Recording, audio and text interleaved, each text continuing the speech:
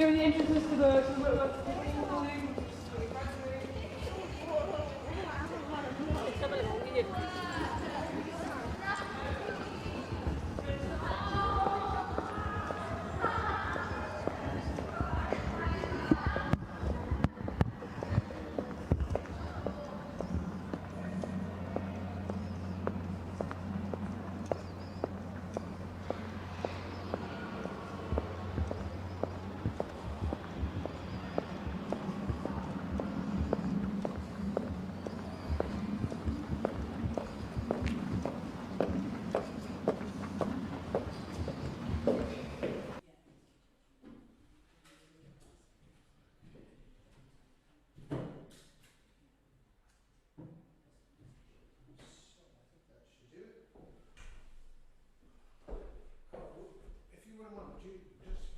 that the sound is working okay.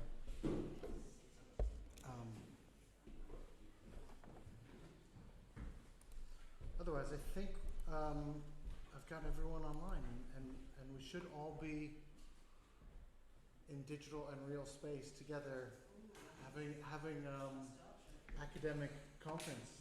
So welcome everyone. Once I just confirm with Carl that we're all here and so forth, then hi Drew, how are you? Is it coming through okay? Reverb, I think that's probably through using these really old rooms. I could look at fixing that up, but I think we should be okay. Yeah? And you can take that off because it's on a delay, isn't it? So it's going to make your head hurt. Hi everyone. Thank you for coming. And for participants, thank you for joining us and preparing to speak. This is, I'd say, a longer term project related to civics and thinking about education in place that we've been developing for quite a while.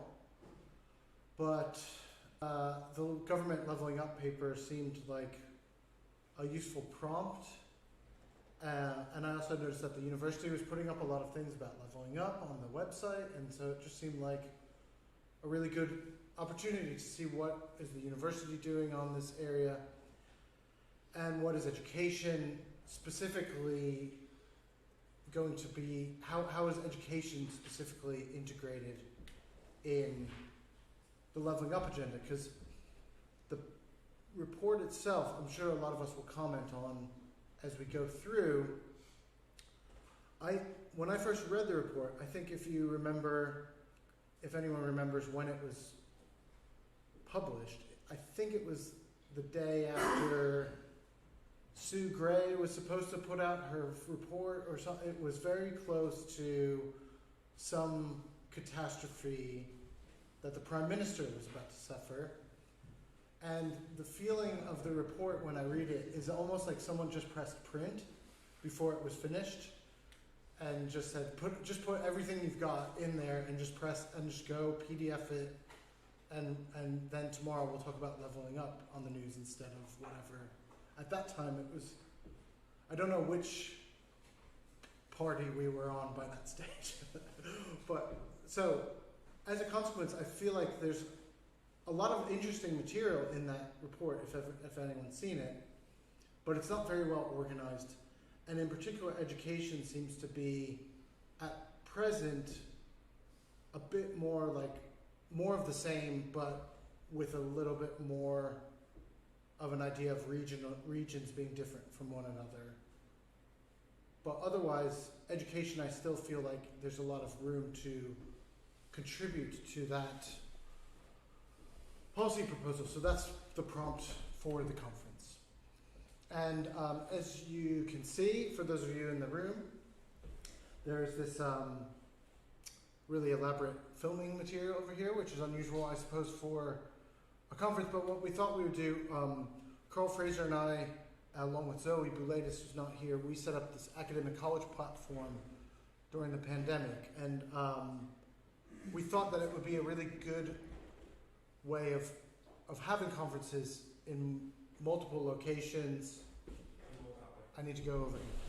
Okay. In multiple locations and give us a chance to have conversations across those in person as well as online. So that's the motivation for that. And so there's also folks joining us online, quite a few more. And hopefully you can see, if everyone wanted to wave, I'm sure that they would all see you. But we'll have opportunity to discuss shortly.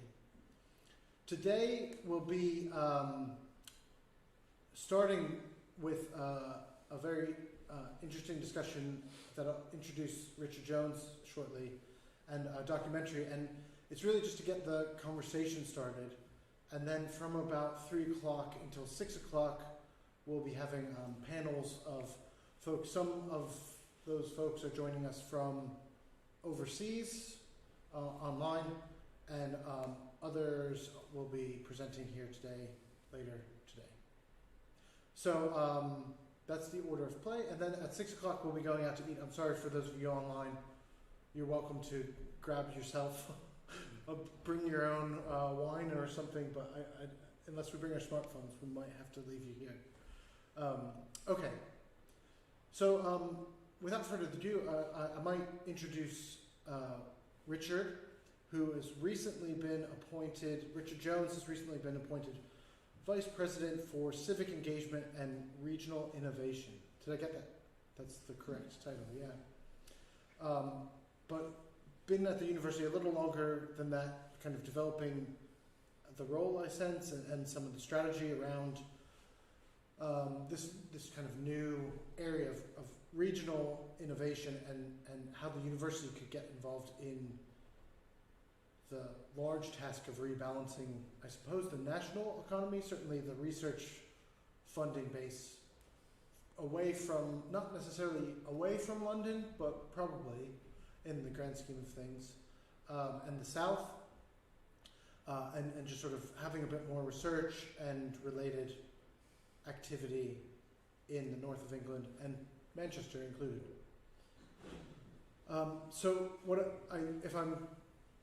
if I'm right, I think Richard will basically speak for about 10 minutes. Then we've also got a film that will presumably be related to some of what Richard will be discussing, which is about Oldham, that is with Andy Westwood and Claire Forbes, and then we'll open up for just kind of introduce the subject and get us all talking. Sound good? Okay, Richard, thank you very much for joining us today. And do you have slides or anything? No, like that? no, I'm just going to talk. Okay, great. Right place to be. Great. Well, thank you very much. It's a real pleasure to say a few words at the start of what I think is a very important conference. And I've been, in addition to my job title as Vice President of Regional Innovation and Civic Engagement, my great pride is that I was introduced at a meeting in Westminster by the former Science Minister as the enfant terrible of the Levelling Up debate. So I've got that printed on my business card. It's Levelling Up, I think it's a new, rather politically loaded term, but what it's about is, a very old problem for the UK. But I think, whatever one's politics are, whatever one's view is of the current government that's put Levelling Up at least the rhetorical heart of its agenda, I think it's really good that this is an issue that's having more salience. So as Eric said, I'm going to say a few words about what I think levelling up could mean in concrete terms for Greater Manchester, and also about how the university is engaging with that. And I think the first thing to say is, I should say, just to introduce myself, my discipline, I'm a physicist by discipline. I moved to Manchester 2 years ago. I'd spent 20 years in Sheffield. I spent a long time in Sheffield as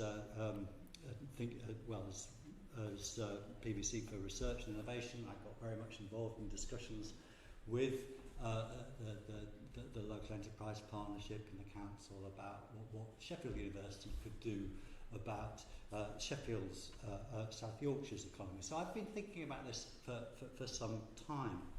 And I was really delighted that first of all, the university created this role of Vice President of Regional Innovation and Civic Engagement. I think that's a very powerful signal, and I was even more delighted when they appointed me to it.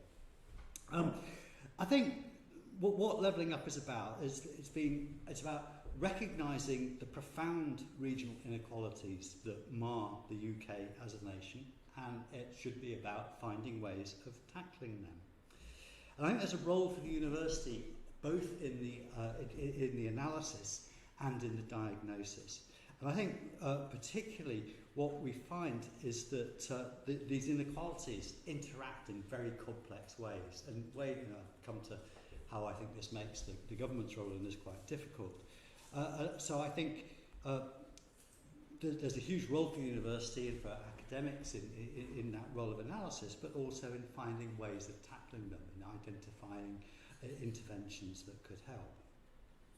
So I think there are very many different types of regional inequality. In a sense, the Levelling Up white paper, I don't know if people have read the Levelling Up white paper. It's actually worth reading for a white paper. All of it, even the technical annexes. The technical annexes are surprisingly interesting. But I think it's a really helpful compendium of all the ways in which there are. We do see regional inequality. Much of it is economic. So we see it in measures of prosperity, in measures of incomes and wages. And underneath that, we see it in productivity. So productivity, of course, is the economist's term for how much output you produce for a given input. And actually what's quite interesting about the UK is that inequalities in productivity are actually much more marked than inequalities in measures of prosperity. Measures of prosperity there, those inequalities are bad enough. The inequalities in productivity are really quite breathtaking. And one way in which people have started to talk about this is to say the UK, it's basically Portugal with Singapore at the bottom right-hand corner, because if we look at measures of productivity in the Greater South East, so that's London, the South East, quite a bit of East Anglia, that looks very much like a Northern European economy. It has comparable levels of productivity to the ones you see in the Netherlands or Germany, the north and west bits of Germany. Whereas if we look outside the Greater South East, if you look into the Midlands, the North, Wales, Northern Ireland, what you see is levels of productivity that are actually generally lower than are currently found in East Germany, and are much more comparable with southern Italy, Spain and Portugal. And so it's actually really quite a striking thing that, and the comparison with East Germany is one that's often made, that a kind of crude way of putting it is that East Germany has recovered from its period of communist rule faster than the north of England has recovered from the deindustrialisation of the 80s. To bring it home to Manchester, Greater Manchester is now a less productive city than Leipzig is, and that's kind of an astonishing turnaround. You'd have been astonished if you'd said that 20 years ago that would be the case. So the economic factors are really important. The difference between the measures of prosperity and the measures of productivity, what that's telling us is that the UK actually runs a fiscal transfer union. Quite a lot of money is shoveled from the southeast to the north. And actually this is an interesting point about framing the Levelling Up debate. We're reading now that people in the south, the politicians representing constituencies in the Greater South East are saying, well, we resent this whole Levelling Up thing. It's about taking money from our constituents and moving it to the north. That's actually quite wrong. What happens at the moment is that huge amounts of money are shoveled from the south to the north, basically to keep public services running. The only bits of the country that currently make a surplus, if you think about government expenditure in very simple terms, the only places that make a surplus are in fact London, the South East and East Anglia. So that there's a kind of really interesting politics of redistribution that's coming along there. And I think one of the things that the Levelling Up white paper recognises is that the situation we are currently in is that the government seems very, or government, not, I shouldn't say this government, actually governments, many governments have been much happier to see transfers on the revenue side, but they've been unwilling to make the investment, the capital investments that would allow places outside the Greater South East to have higher productivity. So the economic issues are important, and this comes back to the what can we do about this? Well, what you can do about it is about industrial strategy, and industrial strategy I could talk about for a long time, but I think fundamentally the economic question is a question of regional industrial strategy. But then there are other kinds of regional inequality. One of the most shocking ones, I think, in my view, is health inequalities. There's a huge difference in health outcomes depending on where you live, in the south versus the north, but also within places. So typically you find differences in life expectancy of up to 10 years, according to, even within Greater Manchester. Where you live in Greater Manchester can make 10 years of difference to how long you live. So we see in the places that are less favoured really very high prevalence of ill health and premature death. And of course this has come to national prominence through the work of Michael Marmot, particularly in UCL. But I should mention that Manchester University has a really great bunch of people studying this. Luke Munford in particular has been very influential in providing some of the data that Michael Marmot has used. So we've got economic inequality, we've got health inequality, and of course we have educational outcomes, real big inequalities in educational outcomes. And so that turns up in levels of skills, in adults, and in the kind of average levels of attainment by young people. So, I mean, there are other inequalities too, but those three ones I think are really interesting and important ones to focus on. Okay, I'm kind of assuming, what do I mean when I say, what kind of geographies are we talking about here? I mean, it's very traditional to frame this in terms of north v south, and I started out by doing that, and in a sense, there is this giant difference between the Greater South East and the rest of the country. But of course, there's more complex geographies. There's geographies within cities. So in Greater Manchester, there are huge inequalities between the more prosperous south and west. If you talk about Trafford, compared to the north and east, or compared to Rochdale, Bury, to Oldham. But then even within boroughs, you find substantial inequalities. So as we'll see in the film, I've been spending a bit of time in Oldham, and there's a colossal difference between central Oldham and if you go out to the very pleasant bits of Saddleworth and Diggle, they look quite different places. And so there's a kind of a whole mosaic of different levels at which you can think of inequalities, right down to kind of within individual streets in some cases. But I think it's helpful to think about three different kinds of problems. One problem is that the UK's core cities, the big cities of the UK, underperform compared to what we'd expect from their size.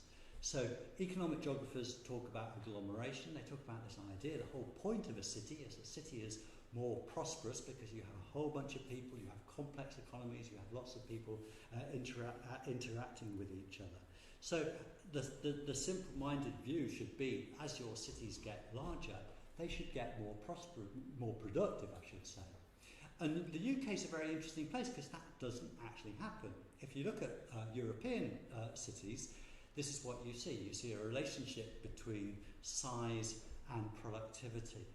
In the UK, this doesn't happen. So London is a very, very productive city, but then Birmingham, Manchester, Glasgow, Nottingham, these are all Leeds, all the kind of second-tier cities really underperform. And in fact, outside London, the most prosperous cities in the UK are actually places like Swindon and Milton Keynes and kind of small cities outside London. So this is something the great economic geographer Phil McCann, who's joining the university very soon actually, he's really demonstrated this enormously clearly.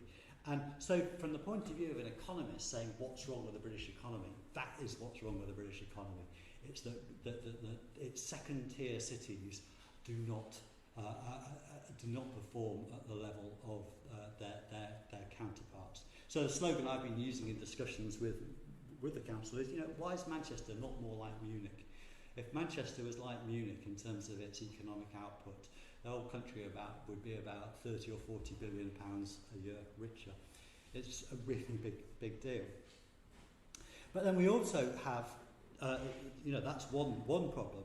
But another problem is deindustrialised towns. So across the north and the Midlands, we have towns that were 50 years ago centres of highly productive industry that have, if you like, lost their kind of economic purpose in deindustrialisation. They haven't found anything different to do, and that they no longer they often have very, very weak economies. And Oldham is actually, a case study of this. So we'll hear a little bit about Oldham in the film.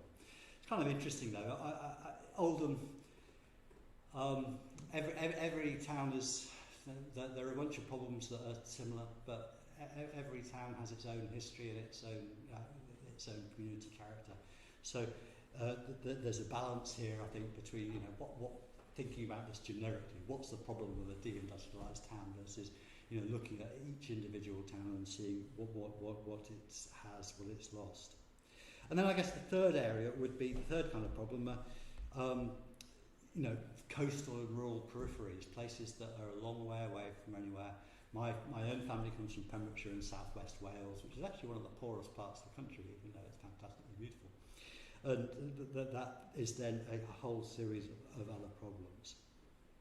So those are the kind of complex geographies.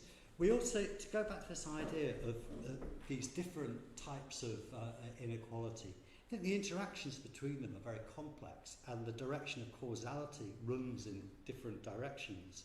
And I think not recognising those interactions can lead us to really simplistic policy interventions that are basically doomed. And actually we've seen a lot of that. A very kind of a very treasury view of the problem is, well, the problem with Barnsley. Barnsley is a place I thought about a lot when I was in South Yorkshire. The problem with Barnsley is just that people haven't got, that people haven't got the skills. So just sort out the skills problem, it'll all be fine. And I think this is, the kind of caricature of this is that, unemployed steel workers or coal miners, all they need to do is learn to code, and then the world will be a better place. It's not like that. It's obviously not like that, because I think the skills problem, it's not just a supply problem, it's a demand problem. It's about what's the demand for skills. And I think a good thing about the Levelling Up White Paper was that it did actually recognise this idea of vicious cycles, of reinforcing cycles of decline, if you like, where you had places that had low productivity, they had low wages, they had low skills. Employers get used to running businesses that don't demand high skills, that nobody bothers to get skilled, because why would you? Because there aren't any jobs for skilled people. You have poor health because you have poor living conditions, poor housing. That leads to low labour market participation, no incentives for people to get better. This is the kind of downward cycle that lots of these deindustrialised places haven't really have got into. So I think not recognising this complexity leads to why I think the white paper, although its analysis is actually very good, its prescriptions were less good, because essentially government actions, it's really difficult for governments to join things up, and education, I think, is the kind of biggest case in point. I think the Department for Education finds it very difficult to incorporate place in the way that it thinks about policy. Almost all Department of Education policy is entirely place blind, and I think that's a really huge weakness. So just to talk about the university and what the university is doing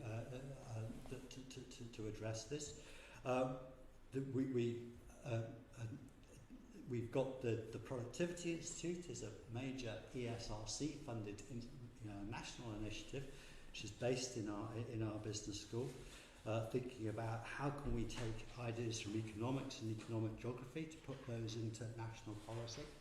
We've got we're working on a regional industrial strategy, so I myself are very much involved in an organisation called Innovation GM, which brings together universities, the private sector, combined authority all working together. We collaborate, all 5 universities in Greater Manchester are collaborating. We've got health inequalities now being a real area of focus with Nikki Cullum leading on that. And we've got, I think cultural engagement is really important here. We get real recognition of how creative arts are important both as an economic sector, but also to give people who otherwise might not have a voice, a way of expressing themselves.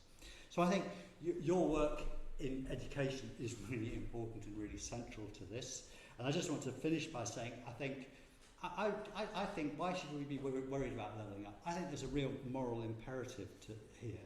I think we've got parts of our country that are really not doing at all well, and these are places that are full of good people who are kind of doing the best for their families and their communities. And so I think they deserve a lot more support than they've been having for the last few decades. So I'll stop there and say thank you very much.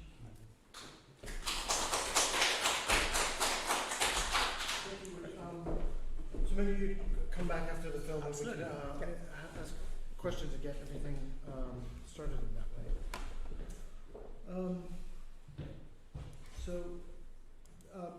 Richard mentioned the old Oldham, and I was aware that that there was a economic review going on in Oldham, and I believe Richard was involved in that, along with Andy Westwood, and at the same time I knew that Claire Forbes and some folks in MIE were involved in this education review. So the purpose of this documentary is really just I did a pretty similar interview with both Andy and Claire just to see, are there places where we could start to put these two kind of analyses together, and start to think about what would it be like to look at a place like Oldham from the economic and education point of view together. So that's more or less the purpose of this. So I will hope that this works for us. We did all of the testing technical things and so forth, but let's just see here. We did all of the testing technical things and so forth, but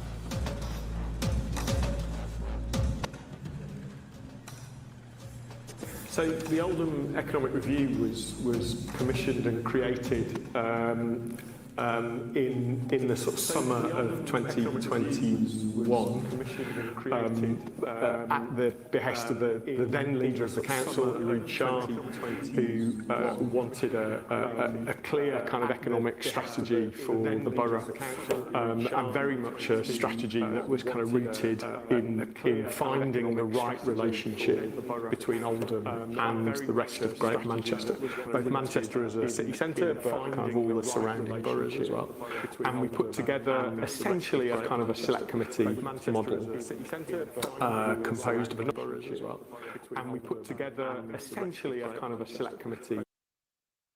number of commissioners. Some of those were Oldham based, voluntary sector, businesses, public sector, Alan as chair, and some of us from the university and some others from around GMs. And we took evidence from a whole bunch of people, and throughout we were really keen to think of it at the level of Oldham, at the level of Greater Manchester, and at the kind of national level. And how those multi-level governance in the jargon, how do those three things kind of correctly or optimally align in order to kind of think about what's the right sort of policy framework, as well as the right kind of institutional framework to think about kind of Oldham and its place in the world over the next kind of decade or so.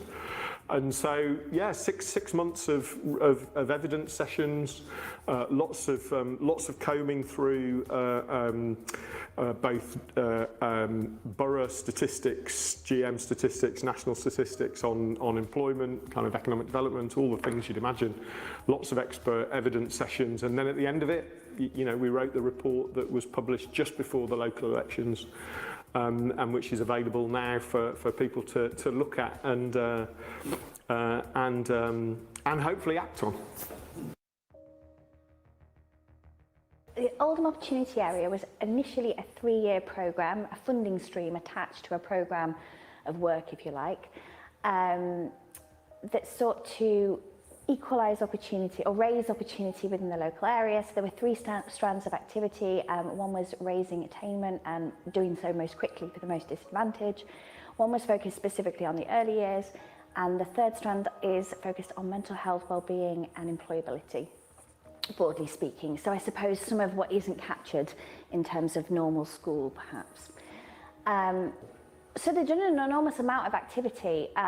They've done a lot of work within the early years specifically. That was obviously a priority 1 for them. They also had done quite a number of interventions sort of aimed at around literacy, particularly literacy in Key Stage 3 and Key Stage 4.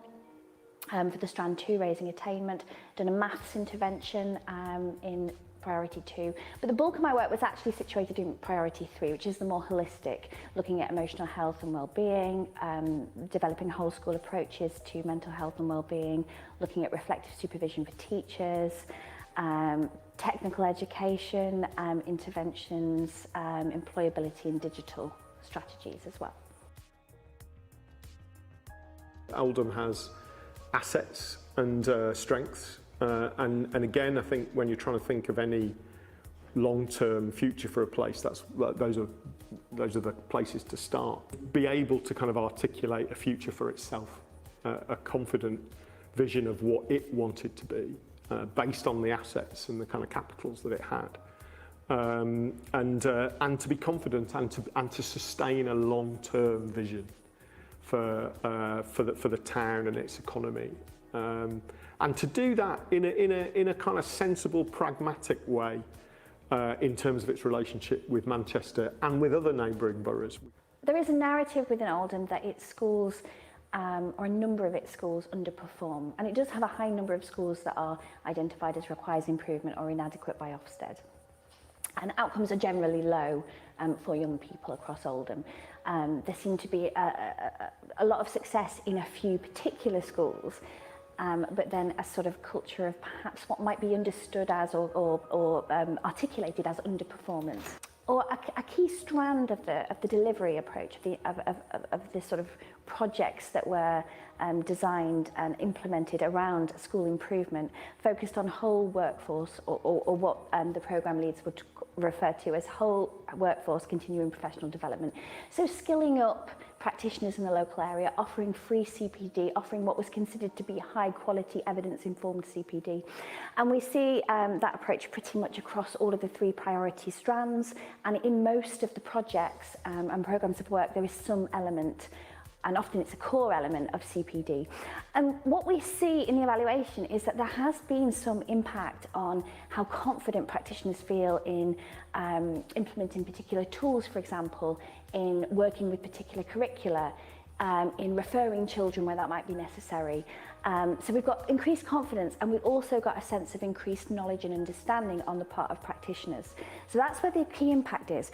But as you might guess from that, there is a key challenge in that we're not seeing that impact at the level of the child in terms of outcomes. Obviously, that's muddied by COVID, and we've been in a strange space for the past 2 years where we've not been collecting or councils, local authorities have not been collecting data on young people's outcomes. But we're not seeing that impact at the level of the child or the family. We're seeing the impact at the level of the practitioner. But when the project and the programme is aimed at raising attainment for all children, but particularly the most disadvantaged, that does raise attention I think, particularly when you consider the tight time frame that some of these projects are working to, and that you won't see the impact you want to see potentially for a generation of children. I think if you're Andy Burnham as Mayor of GM, or you're the leader of Oldham Council, or indeed you're the leader of other towns within Greater Manchester, I think there are things that you can do. I recognise, as all of those people will, that there aren't enough power or resources at that local or city regional level to do as much of this as you would like. Currently, Andy Burnham is engaged with the Department for Levelling Up and the rest of government, trying to seek more powers over FE, for example, as part of the devolution, the next phase of the devolution process. And I think that's part of the answer for Andy Burnham too, which is, what's your long-term vision for the economy of a city region, and how do the constituent parts play a role in that, whether that's Oldham or Wigan or Ashton or Stockport or wherever. And so I think in fact, you know, that's one of the lessons that Greater Manchester's recent past offers to all of us, which is if you've got a long-term vision and you can stick to it, then you know you can not only communicate with central government about what powers and resources you want next, you can also communicate to the businesses and people of Greater Manchester about where you think things are going. I think for the Mayor of Greater Manchester, that has to be a vision that includes the right kind of relationship, a positive future for the towns of kind of North Manchester. The Rochdales, the Oldhams, the Berries, you know, that matters. I think devolution is important, and I think to be able to have, if you want to create a place-based education system within within Oldham or within a city region, I think having the power to be able to make, you know, having devolved powers is an essential part of that, yeah. But I would like to see an education system that comes around a strategy that is holistic and that thinks about children in all the contexts of their development, whether that's public health, whether that's economic strategy, whether that's education in schools.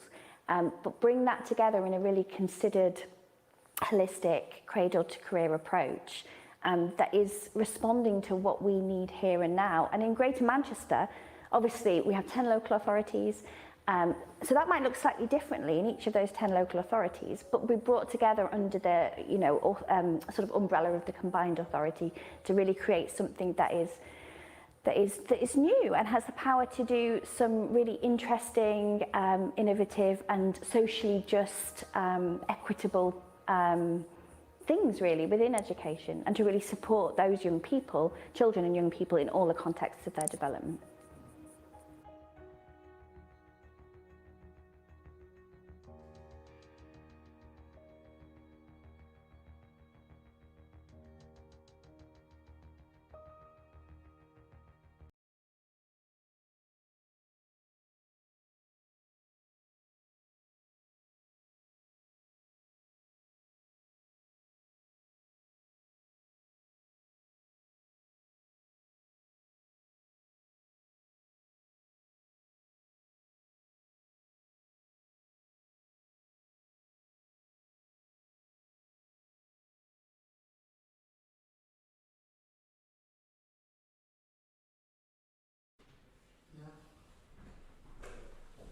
So there's some comments and questions online. So if you are online, do feel free to ask those. But Richard, you're welcome to also sit there. The camera is kind of right on you. Actually, it's right over here. So, but yeah, I think the purpose of using Oldham as a case to just get it started is it's an actual place. It's got its own thing.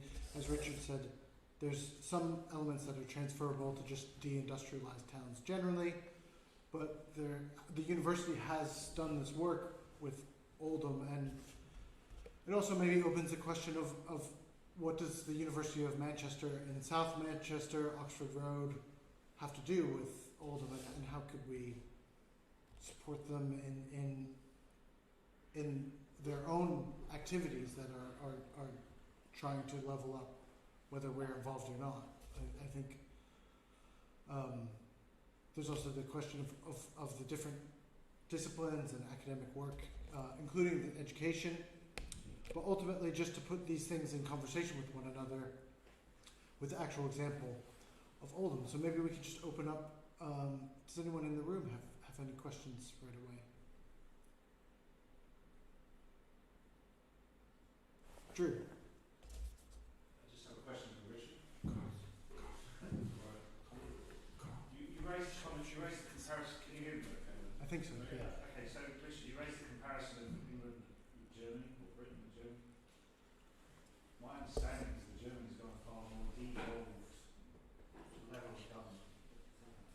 And we hear from interviewees that, and I know already that, you know, we're looking to get a bit more devolution in the sense of education. So we're way behind Germany in that respect. We always have been.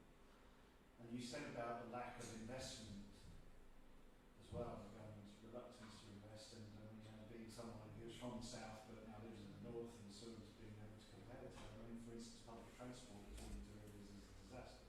And I don't know how much these contribute to the impact of productivity, not just the level of education, but things like the fact that you just simply have better public transport in the southeast and you have better communication infrastructure in the southeast. In the face of that, how much can we do just with education? You know, I mean, I get frustrated, when you see yet again the M62 train link. I know it's not the M62, the east-west train link in the north is yet again cancelled. In the face of that, what can we do? How far can we go? Yeah, no, I think Do feel free to come up. a great question, and the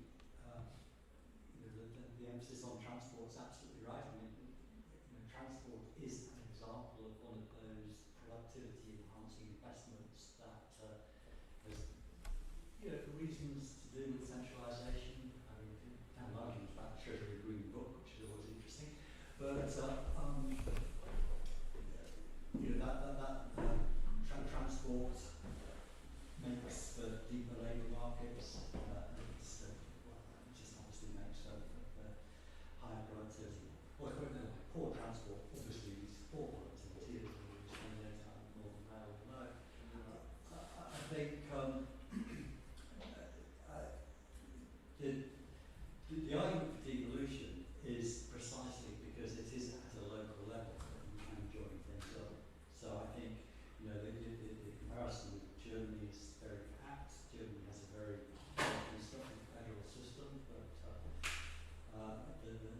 has served it very well. I think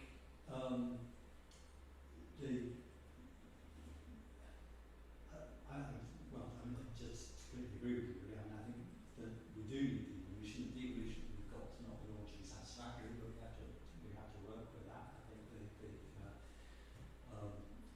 the drive by GM to get more control over the skills agenda, I think, is really important. I think again, one has different views about. Actually, I don't think there are different views about the Department of Education. It's universal almost not the most dysfunctional times in life, because you've got the home office for that, but I think it has been an issue. The Department for Education has been so reluctant to engage with the idea that different places have different needs.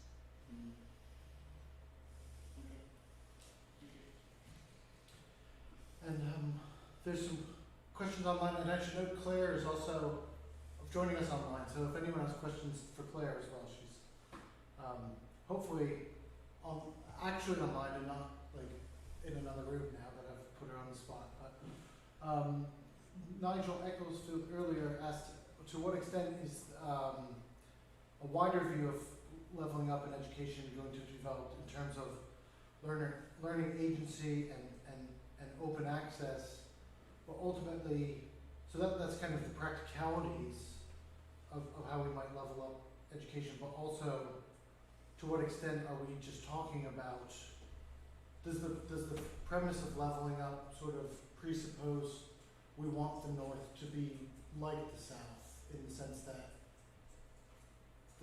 the South is the kind of, that's where everyone is leveling to. So there's a kind of presumption that that's, like, should we maybe, I don't know, what would it look, should we level up the South to the North? You know, maybe there's some things that the North can can contribute as well.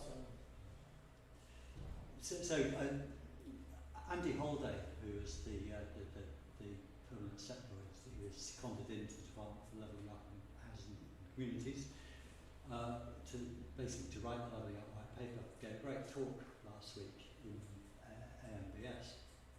And the point he made, which was a really interesting one, is that if you look at statistics for life satisfaction, actually the levels of life satisfaction on average are actually higher in the North than the South. So the argument that he made out of this, which I think is worth trying, if it's not totally convincing, is that in a sense, there are many features about life in London that are quite difficult. Housing costs, the pressure of life. So a really good levelling outcome would be to make everybody in the North as rich as everybody in the South, and everybody in the South as rich as everybody in the North, as happy as everybody in the North. That's obviously being very simplistic, but I think there are. This is something that goes two ways. I think the other thing I would say is, of course, it's what kind of economy do you want? I think I'm very comfortable about saying, okay, so I'm a physicist, so I can say, I without embarrassment, I state the obvious and probably make all social scientists cringe. But my general view is that the problem with poor places is they haven't got enough money. So I think,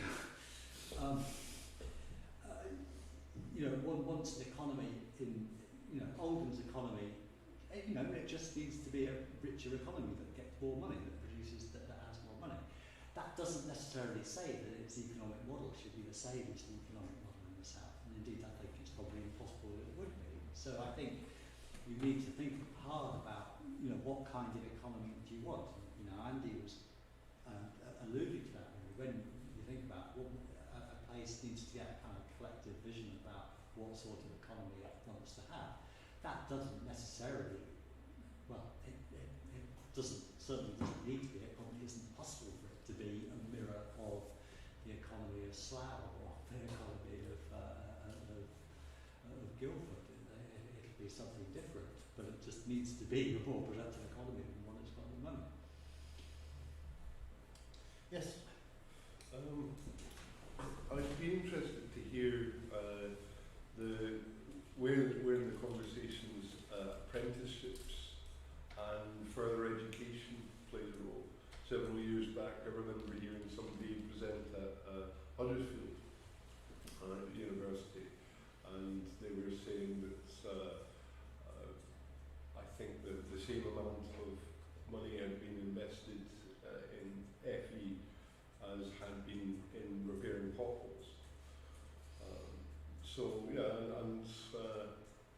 In terms of the vision for what the economy could look like, is there a discussion about kind of subsidiarity you see in places like Germany? Yeah, absolutely. The Oldham Economic Review was chaired by Alan Francis, the principal of Oldham College. So, at the moment, we're having, I think, a very constructive, slightly tentative, but discussion with all the principals of the FE colleges in Greater Manchester, because I think a well-functioning economy would have skilled, well-remunerated jobs at different level. It's not just about graduates. It should, there are many important roles that people with intermediate level skills would be very well qualified to do. So I think, in generating a vision of what you want that vision ought to drive, okay, so what intermediate level skills through apprenticeships and FE colleges would be the ones that are needed for that. And I think, you know, at the moment there's a kind of huge emphasis in FE about, well, the skills world more generally, that, you know, this needs to be employer-led. And I think there's a danger there because, exactly as I discussed, you know, the problem with a place like Oldham or a place like Barnsley is precisely that it has got itself into this low skill, low productivity equilibrium, a bad equilibrium, where the employers are quite happy to have people who aren't very skilled because they've got a business that is not very productive, and they're just comfortable with this level of not operating at a very high level at all. So I think there needs to be some way of thinking about, you know, what is the future economy that you think is achievable, and then what would be the skills that we need to have for that, and then FE colleges would be really crucial partners in delivering that. Yeah, we've got a comment from Claire thinking about infrastructure in a holistic way that joins health, transport, education is essential to promote equity or level up, but policy and practice is very siloed. And that sort of leads me to wonder, is that a space that others in the room or online think? Because sometimes when we have conversations about Oldham or North Manchester in general, it's a bit like, well, what does the University of Manchester have to do with Bolton? There's already a University of Bolton, that's their job. And to an extent it's, okay, there is a University of Bolton, it's teaching intensive, and this is a Russell Group university that's spent the past 10-15 years recruiting international students, trying to do global research, world beating research and whatnot. But is that an opportunity perhaps to something like, say, the Civic University agreement that is between the 5 universities in GM? Is that something that we can address what Claire's describing as the siloing of the economic policy from the education policy? Because does anyone else have anything around that idea? Yes, Linda. Well, it's not directly addressing the question you just asked at the end there, Eric, but I noticed when you were saying Bolton in North Manchester it has its own university, etc. So I speak now as someone who comes from North Manchester. I was born in Bury, brought up in Radcliffe and Bury. Went to school in Whitefield, getting a little bit more posh as we get towards Prestwich, but nevertheless, I'm someone who comes from that area of Greater Manchester. And certainly from my perspective growing up, we always saw Manchester as the central umbrella place, if you like. We would go into Manchester for important shopping. We would, as we got older, we would socialise in central Manchester, much to our parents' dismay. So I think certainly if it hasn't changed, because I'm quite a few years old now, people who are located in these North Manchester, or indeed on the peripheries of Greater Manchester, would still see Manchester, certainly I did, as that they would have an affinity with it, they would feel affiliated to it. I refer to myself as a Mancunian, for example, always have done. So I think that sort of overrides the issue of, well, Bolton has its own university. I think that would be sidelined by Greater Mancunians, by lots of them, certainly. Yeah, definitely. Drew. I'm not sure it's a problem that if we're recruiting international students, because universities tend to recruit students from other regions anyway. The question is keeping them there. I'm from Sussex, like I said, I'm from a little town in rural Sussex village even. I went to university in Leeds, and hey, here I still am in Yorkshire. My son's gone to university in Dundee. He's not coming back to Yorkshire. Sorry, he's decided he's staying in Scotland. And this is the thing, isn't it? We might well recruit lots of international students from China or from anywhere else, but are we keeping them here? Are we then able to have them apply their skills to this economy, or will they just go home? Yeah. I don't think it's an issue if we're looking at universities that recruit a lot of students from outside the area compared to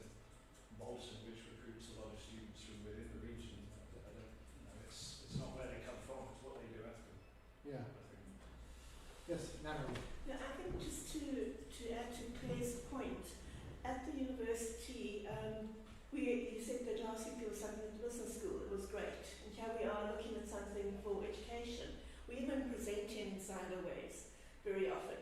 So we do tend, and I think it's one of our biggest weaknesses at the university, that we don't work in a more multidisciplinary fashion and an integrated fashion. So we are asking, policy and practice to be more integrated, but we ourselves are not that integrated. And so I think that there is a real challenge because we can't teach what we don't also do. I'm hoping that alarm has nothing to do with me. No, absolutely, and I think one of the challenges of the white paper is that, as I mentioned at the start, the fact that it's just kind of more of the same is sort of, it's just saying we'll raise skills, we'll raise attainment, but if the issue is keeping people in places, if you're in Oldham and you start to do well in sixth form and all of the interventions they're making work, if there's no jobs at the end of it, they're going to move to Greater Manchester and have a flat there because there's no. What's the point of getting the digital skills up and running if there's not the digital employment there to kind of keep someone in the area afterwards? And issue of retention. Yeah, retention. Any other thoughts besides that ringing in our ears? I got a comment first of all on the universities. There are 5 universities in Greater Manchester. They're very different institutions. I think that they've all got different roles to play. I think it would be better if I think it would be better for all of the institutions if all the institutions are stronger. I think there's no issue about there being any competition between them, or there shouldn't be.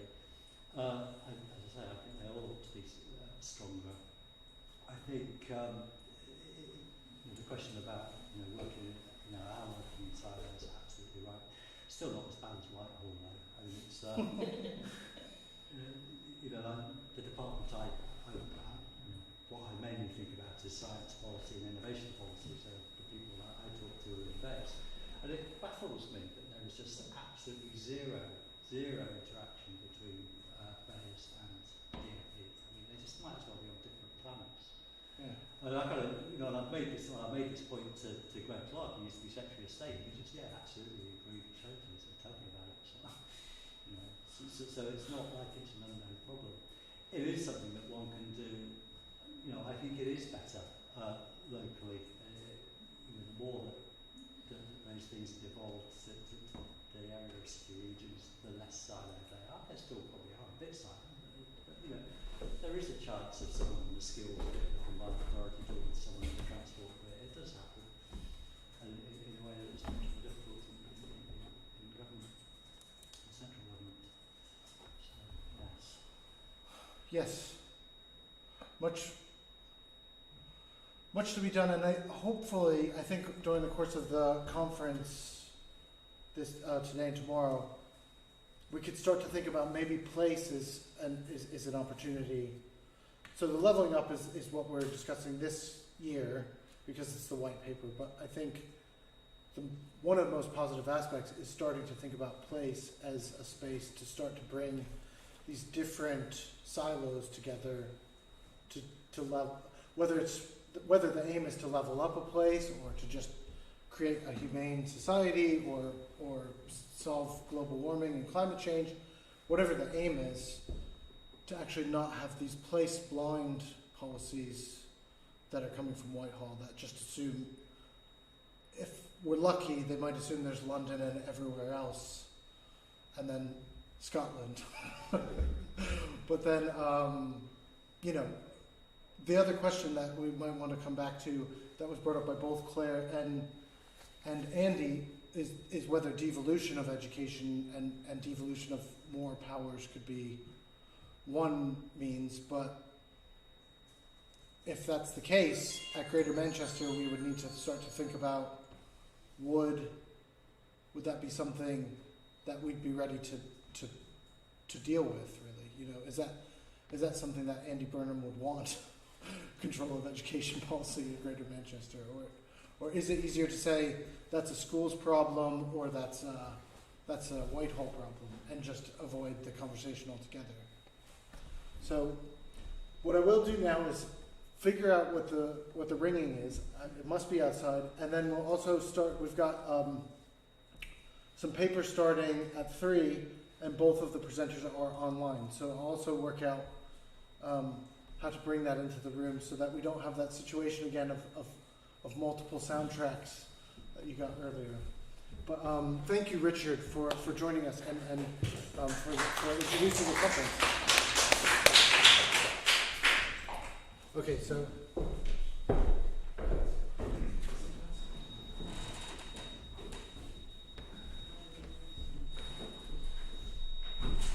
Well, we're going to assume that we're safe.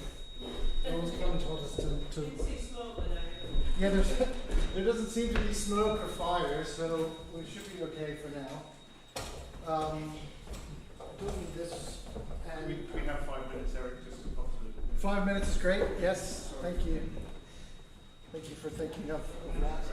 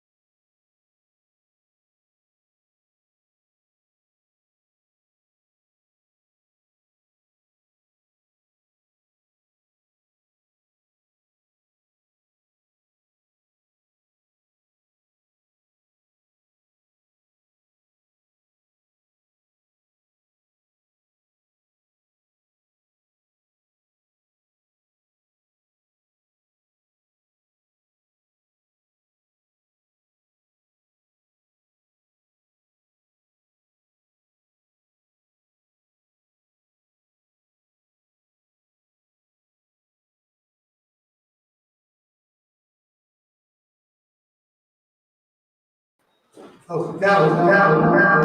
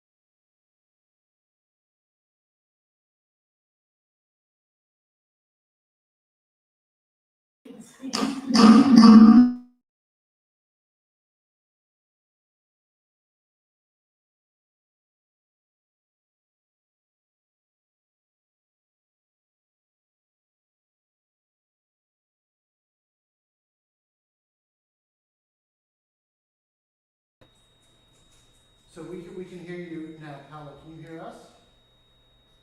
Okay, great. We can't hear. You just need to unmute. Can you hear me now?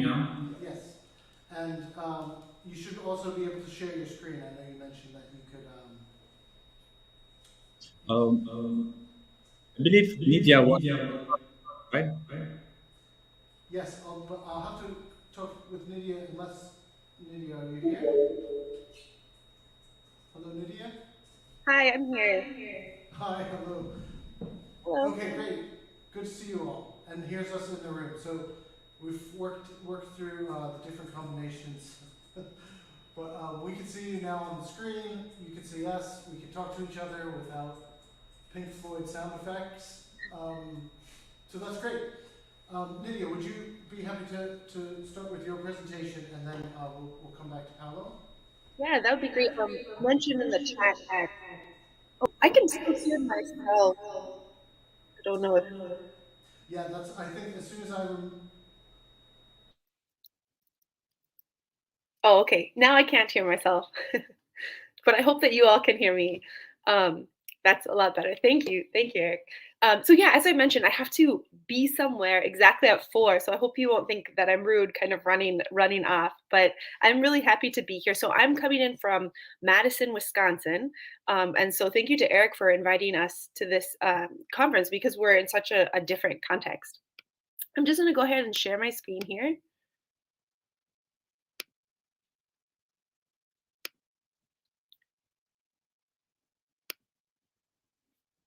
It's just taking a moment.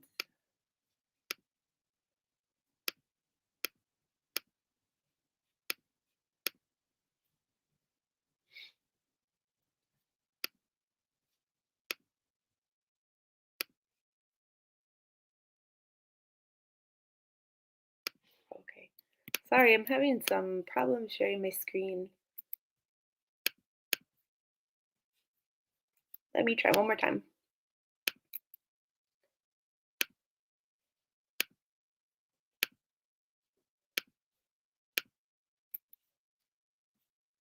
Okay. Whoa. Okay, something very strange is happening.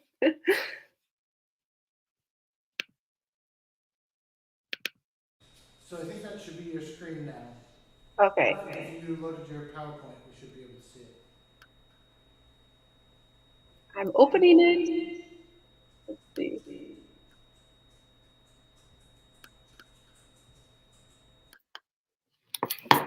Are you all able to see that? Are you able to see that? Can you all hear me? We can hear you. That's a different screen. Okay, let me try again. Okay.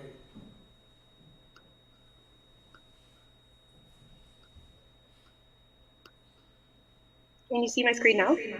Yes. Okay, great. Thank you so much. Thanks for your guys' patience with that. So as I mentioned, my name's Nithya. I'm coming to you from Madison, Wisconsin, and I'm presenting on behalf of our team from the Center for Research on College to Workforce Transitions at the University of Wisconsin, Madison. So I'm part of what we're calling the Networks and Cultural Assets Project, which measures students' social networks and community cultural wealth as they move through college. So this is a very American context we're talking about here, but my hope is that it will be of interest to you all as you're discussing your local context. So our team includes Dr. Ross Benbow, who's at the Wisconsin Center for Education Research, and Kyunjin Jang Tucci, who is a graduate student in educational policy studies here at UW. And I just want to emphasize that although I may be speaking right now, I'm certainly not doing this project alone, and I believe that they are online and should be able to help with answering some questions that you may have about this presentation. So before I go any further, I want to talk about our inspiration for our project, which addresses, I think, one of the key issues in this conference, which is how educators and local decision makers address educational and workforce challenges in their local communities. So I came to my current position from the beautiful University of California, Davis in Northern California, where I taught in a Doctor of Education program. And I'm sure a lot of you know what EDD programs are like, but just as a reminder, these are a very particular kind of student in that they're working full time in the field of education, and their dissertations typically address the problem that they're encountering in their workplace. So my students were teachers, they were principals, they were deans of admissions, they were vice chancellors in the community college system. They were very, very busy, but they were also extremely interested in scholarship that challenges deficit-based narratives about students. Okay. I'm just checking to make sure you all can still see it. Okay, and so this is what I mean by deficit-based narratives. So this is a great quote from Kalina Neri, which kind of suggests that educational policies and practices are built too formidably around a sort and select logic that conveys to students who do not embody privileged capital that they stand in deficit in social and academic landscape. So I'm sure a lot of us are familiar with this kind of language about students, a sense that they are broken or at risk or culturally impoverished. I think we're living in a very exciting moment in that there's a broader awareness of the importance of changing this language about students and challenging these narratives.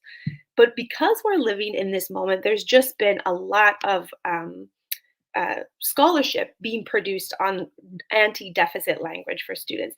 And it's especially hard if you're a local educator or decision maker who wants to incorporate that into your work with students to keep up with the scholarship. So we started this project by thinking about how to distill some of these ideas for local educators. And as Ross and I started working together, we noticed connections between his research on the social networks of student veterans, which he also conducts in partnership with local colleges and universities, and the community cultural wealth framework, which is just one popular asset-based framework. In fact, I would say that community cultural wealth is so popular among EDD students that it was rare to encounter a dissertation that did not use it. That's really how popular it was. So in combining community cultural wealth with social and network analysis, we're trying to reveal how students' connections can nurture their existing strengths and how colleges and universities can support them as they move to develop their social networks for their careers. So I want to emphasize again that the main function of our work is to share data and strategies with local educators. And I can talk a bit in the Q&A about our practices for sharing data. Okay. So I hope you can all still see. In fact, let me make this much bigger, which will probably help. Okay. So first, I want to briefly discuss two gaps in our research, or two gaps that our research aims to address. So the first is this gap in kind of social capital research. So when we think about social capital studies, his researchers have historically viewed certain kinds of network configurations as being better than others, right? They're more likely to land you a job. They're more valuable in terms of the resources pooling in these networks. Often these good networks are attributed to members of dominant groups, so well-off students, white students, male students. underrepresented minority students and low-income students are depicted as kind of lacking the right kinds of social networks.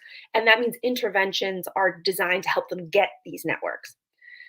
So when it comes to insights about social capital, research has really impacted what happens in the real world of employment and the advice that students get about employment. So one example is this kind of often repeated suggestion that students should cultivate weak ties to find employment.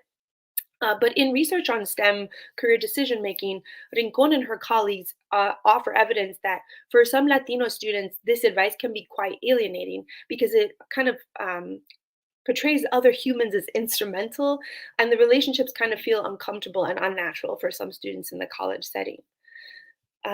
Kind of more importantly, this kind of advice, like to cultivate weak ties, that these are the most useful, without some kind of nuance, undervalues the social capital that students derive from really strong connections to one another. So from their religious communities, from older cousins or siblings who attend college and offer advice in a kind of like chain migration kind of pattern. Family members who work in educational institutions, even if they're not working in white collar professions, and early exposure to STEM through parental jobs, even those not requiring a college degree. So things in construction and other technical fields. In our research, we have found a connection, an association between having closer network ties, so actually strong ties instead of weak ties, and students increase confidence in navigating educational institutions. So that means this kind of blanket advice that you should cultivate weak ties actually, requires a little bit more nuance when you're delivering that advice to students from underrepresented minority groups. Okay, so because we think that social network research can benefit from this nuance, we are combining it with the community cultural wealth framework, which is a framework that was developed in 2005 by Chicana feminist scholar Tara Yasso to highlight the assets that students of color use to thrive in spaces that were not originally designed with them in mind. So here is just a visual depiction of the framework. So for the sake of time, I'm going to go over these very, very quickly, but please, feel free to ask me questions about them if you have any. So aspirational capital refers to students' hopes for their future, which drive them to succeed in the face of obstacles. Their familial capital is knowledge, orientation, and practices that are passed on by families. Linguistic capital is the ability to code switch or to speak in a different language. Navigational and resistant capital are the abilities to navigate institutions and also resist injustice. And here social capital is kind of used in the traditional sense, except that we're focused on kind of marginalized social capital. We also found in the literature this additional form of community cultural wealth, spiritual capital, which is the sense that students are being guided by a higher purpose or from God, a religious faith tradition, or kind of a general sense of spirituality. So we've added that to our surveys. We found in particular that familial capital plays an important role in students' lives. And it does this because it offers students kind of inspiration and motivation to succeed. So in our interviews, for example, here's a student who talks about her mother having a lot of educational struggles and feeling like, her mother's struggles help her not to make excuses for herself, because if her mom could do it, why can't I? We also discovered in our interviews and our surveys that students develop kind of found families that help them navigate college. So this is a student who describes her faculty advisor as her mom away from mom. And she says that this person, because she's also minority, is, she's able to connect with that person on a deeper level. So again, here we see the kind of utility of strong ties for students, ties that are almost at the level of kinship ties. Okay, so we also found that students with more familial capital were more likely to value their family's needs when choosing a career. They were more likely to visit the career center, and they they score higher on measures of work volition. And work volition is essentially the feeling that you will be able to choose the job that you want to choose into the future, like the sense of agency over choice in your job. So CCW research is kind of useful, we think, in combining with network analysis. But on the flip side, there are some limitations to community cultural wealth research. The first is that it's often qualitative and it's often focused on college experiences, not the moment where students are transitioning from their education into their careers, which is what we're interested in. Finally, scholars are also becoming more and more interested in how students combine their community cultural wealth with other assets that are valued by dominant groups. So a common critique of CCW is that it's pretty unrealistic to just kind of expect schools to suddenly value students' wealth overnight. And so given that the world's not going to change anytime soon. The new goal is to kind of help students cultivate both kind of dominant traditional forms of capital and kind of appreciate and build upon their existing cultural resources. Okay, so I want to be mindful of time, so I'm going to go over our study design very, very quickly. So essentially, we're trying to develop these instruments, again, for local educators to use. And so our pilot study was conducted here at a university in Wisconsin. It's a predominantly white university, with Latino students specifically. So we surveyed 129 students and we interviewed 20 of them. And we're asking questions like, what kind of community cultural wealth do they possess? What do their social networks look like? And what's the relationship between their community cultural wealth and their social networks? So here's a kind of our value added to the literature. So we developed these, or we built upon existing scales to measure community cultural wealth. And these are just kind of these 3-item scales that we have. You can see what it looks like for resistant capital. We actually found that for resistant capital, it loaded onto 2 different factors. So resistant capital that's belief focused, a sense that you believe that there are injustices in the world, and a form of resistant capital that's more changed focused. So like wanting to change the injustice that you see in the world. We again measured spiritual capital and familial capital in similar ways. We asked students to agree or disagree with statements like, I have spirituality or faith, it gives my life a sense of purpose. So we combine these measures of community cultural wealth with a kind of traditional name generator that's used in the social network research. So we asked students, have you discussed academic or career matters with anyone during the last 6 months? And this is important, academic or career matters. So we're asking them specifically about school and work, not their kind of personal lives. And this is important for one of our findings later. So students listed these people. They gave us information about the kinds of resources they get from these people. And we were able to draw these ego network diagrams for them that kind of show how these people are connected to one another. We took these to the interview and they helped us to collect kind of richer qualitative data about student social networks. Okay, so I just want to go over 3 findings very quickly.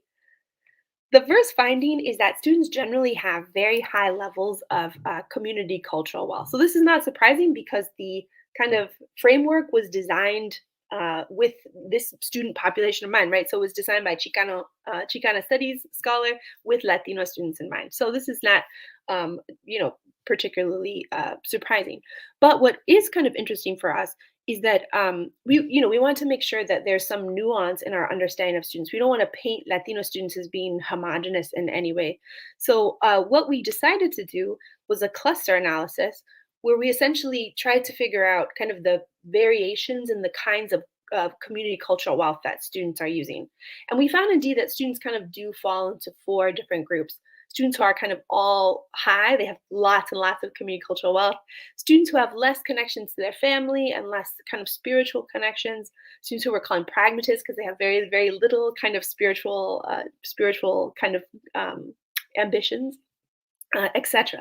And what we also found to be interesting is that the groups that the students were in were related to their use of campus resources. So students who have very high community cultural wealth all the way down were more likely to have visited the Career Center, while pioneers were less likely to use this resource. So this is what we hope can help the local decision makers at this college kind of get a sense of who is not coming in to use their resources, particularly with career when it comes to career development. Second, we also found that students' academic and career support networks were very family heavy. This is actually quite surprising. About 45% of the people that students listed in their social networks were, as discussing academic and career-related matters, were family. So that means they're not talking to faculty members, other students, hardly as often about academic and career-related matters as they're talking to family members. Their family members in this sample also have lower levels of education than people from other groups that they listed, but they are a significant source of material support for students. We also noted that about 77% of students' contacts provide 3 or more kinds of support, with a mean of 6 kinds of support. So this is much higher than other social network literature suggests. This means that each person in the student's network is doing a lot of heavy lifting for them. They're helping them to talk about their worries about school. They're giving them diversions, to kind of distract them from school. They are offering money and other material support. They're teaching them about their families. So these networks are very, they're very family heavy, but they're very, very supportive networks. Okay. I'm going to skip through these because I want to mention this kind of last point that we also found that students' community cultural wealth impacts their work volition. Again, work volition is really important in the career development literature because it's related to all sorts of positive outcomes, including job satisfaction and career flexibility. If you feel like you have a lot of agency in being able to choose your future job, it has all these psychological and career benefits. And we found strong associations between students with high spiritual capital, resistant capital, particularly related to change, and aspirational capital and their work volition. We think that part of this is that students with these forms of capital come to see their careers as a calling, and calling is directly linked to work volition in the literature. Interestingly, students who had kind of higher resistant capital based in belief generally had lower levels of work volition. So we think this might be the fact that students' sense of injustice in the world is kind of tampering their feeling that they'll be able to choose their future jobs. But I want to end with a brief note on sharing and interpretation of these kinds of data. So it's important to note that when you're kind of taking an asset-based approach to understanding students and their social networks, this approach has to extend from the measurements of, the survey design and measurement and interview strategies all the way to the interpretation of results. So instead of seeing our results and saying, students are getting all their academic and career support, or a lot of their academic and career support from family members, and these family members are less educated, they're less likely to have gone to college. This is bad. They should not be doing this, right? That is a kind of like a deficit interpretation of the data. Instead, we try to say things like, well, students have successfully enrolled in college. They've navigated their first few years. They've maintained high grades. The population that we surveyed has a fairly high grade point average. And about 81% of them express having some level of financial concern. They work an average of 20 hours a week, and they're highly successful despite these challenges. That means that their support networks must actually be really effective. And the question then becomes, how can colleges and universities harness the existing strengths in those social networks to help students in their career development and their transition out of college? So I'm just going to end there. And thank you all. I hope that you were able to hear me and see my slides. I was kind of presenting out into the void. Okay, there, I can. Thank you, and yeah, please let me know if you have questions. I'll be on for a while, but as I mentioned before, I have to leave early, which I'm very sorry about. But thank you.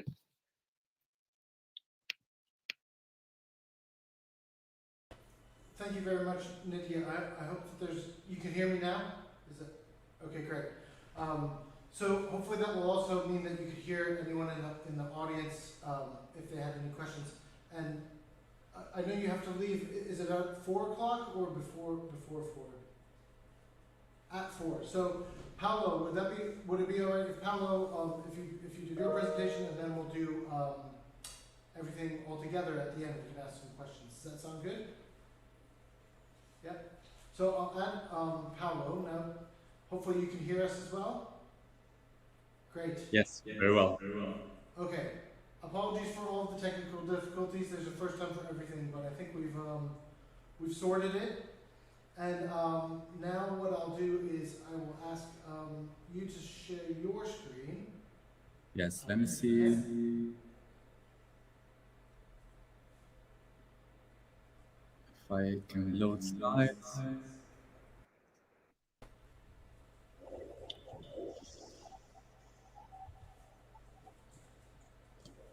Okay, it's loading.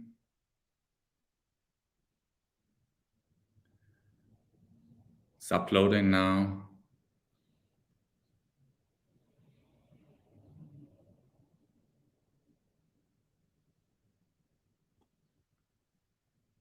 Taking a little bit of time to upload.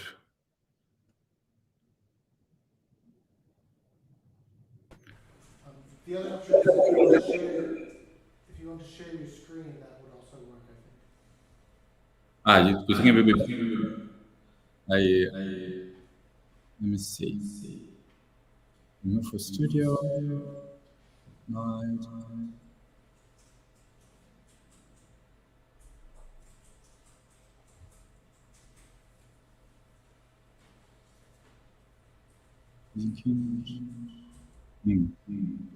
It's uploading on this. So almost done.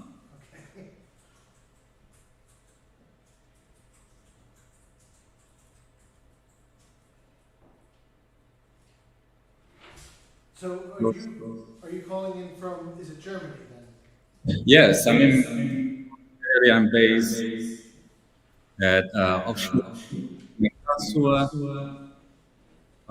Can you see me? I think we've got it? Yeah. Okay. That's great. Thank you very much for the invitation and for taking care also of this technical part. I know it's very difficult. I'm very happy to speak about this context because I come from science and technology studies, but I work and I deal with the field of education. So what I might present might be abstract or like kind of zoom out at some point. I hope that I can contribute to the discussion with some notes on an ongoing work that I'm doing on the digital walls of the university. So I'm going to read some notes and hoping not to take too much time. I guide you through a few slides that I prepare. So recent debates over the fate of the university during and possibly after the COVID-19 crisis has focused overwhelmingly on technological solution to challenges posed by digital education and distant learning. The crisis of institutionalized pedagogical models sparked by mobility and physical assembly restriction and the perspective of rapid technological developments have defined an increasingly polarized debate among faculty, students, and university management. Among the debates and the problem posed by the digitalization of higher education, for sure, has been very prominent the question of the losing the physical place of encounter of the university. I believe that the idea of a loss of a university site rather than the loss of its physical place could instead point us to reflect upon the impasse that we face in identifying the site for critical intervention in respect of current transformation the institution of the university is undergoing. Therefore, the questions, what are the digital walls or the borders of the university, and what remains of the figure of the borders while we enter in the virtual realm? We could begin by looking at various environments in which distant learning in higher education take place, which is to say to approach the question of site and its border from a more canonical understanding. We've all had the opportunity in the last year, me now, to participate in multiple classes, seminars, conferences, perhaps to perform in different institutions across national borders simply by connecting remotely from our laptops to platforms and providers such as Blackboard, Zoom, Cisco WebEx, Google, and so on. One could superficially notice that classes organized by Cambridge or any top-ranking university and minor public institution located in the periphery seems to take place apparently in the same digital working space. Indeed, this is only a superficial analysis which is failing to identify differences in social and contractual definition of one's own working environment. Two questions arise. How much the physical architecture of a school was or is a representation of the social contractual condition which it hosts, and how much of this concealing of the working condition behind the digital walls is functional to a neoliberal agenda. This is not a new debate because the idea of what lies behind so-called technological-driven restructuring of the university dates back at least the late 1990s, when David Noble voiced his concern over commodification of higher education in North America. And I quote, "What is driving this headlong rush to implement new technology with so little deliberation on the pedagogical and economic costs and at the risk of students and faculty alienation and opposition? A short answer might be the fear of getting left behind, the incessant pressure of progress. But there is more to it. For the university, they are not simply undergoing a technological transformation. Beneath that change and camouflaged by it lies another one, the commercialization of higher education. For here and elsewhere, technology is but a vehicle of disarming disguise, according to Noble. Almost a decade later, in his article, The Informal Economy of the Information University, Marc Bousquet corrects Noble thesis by shifting focus from the commodified product of knowledge to the condition of its production.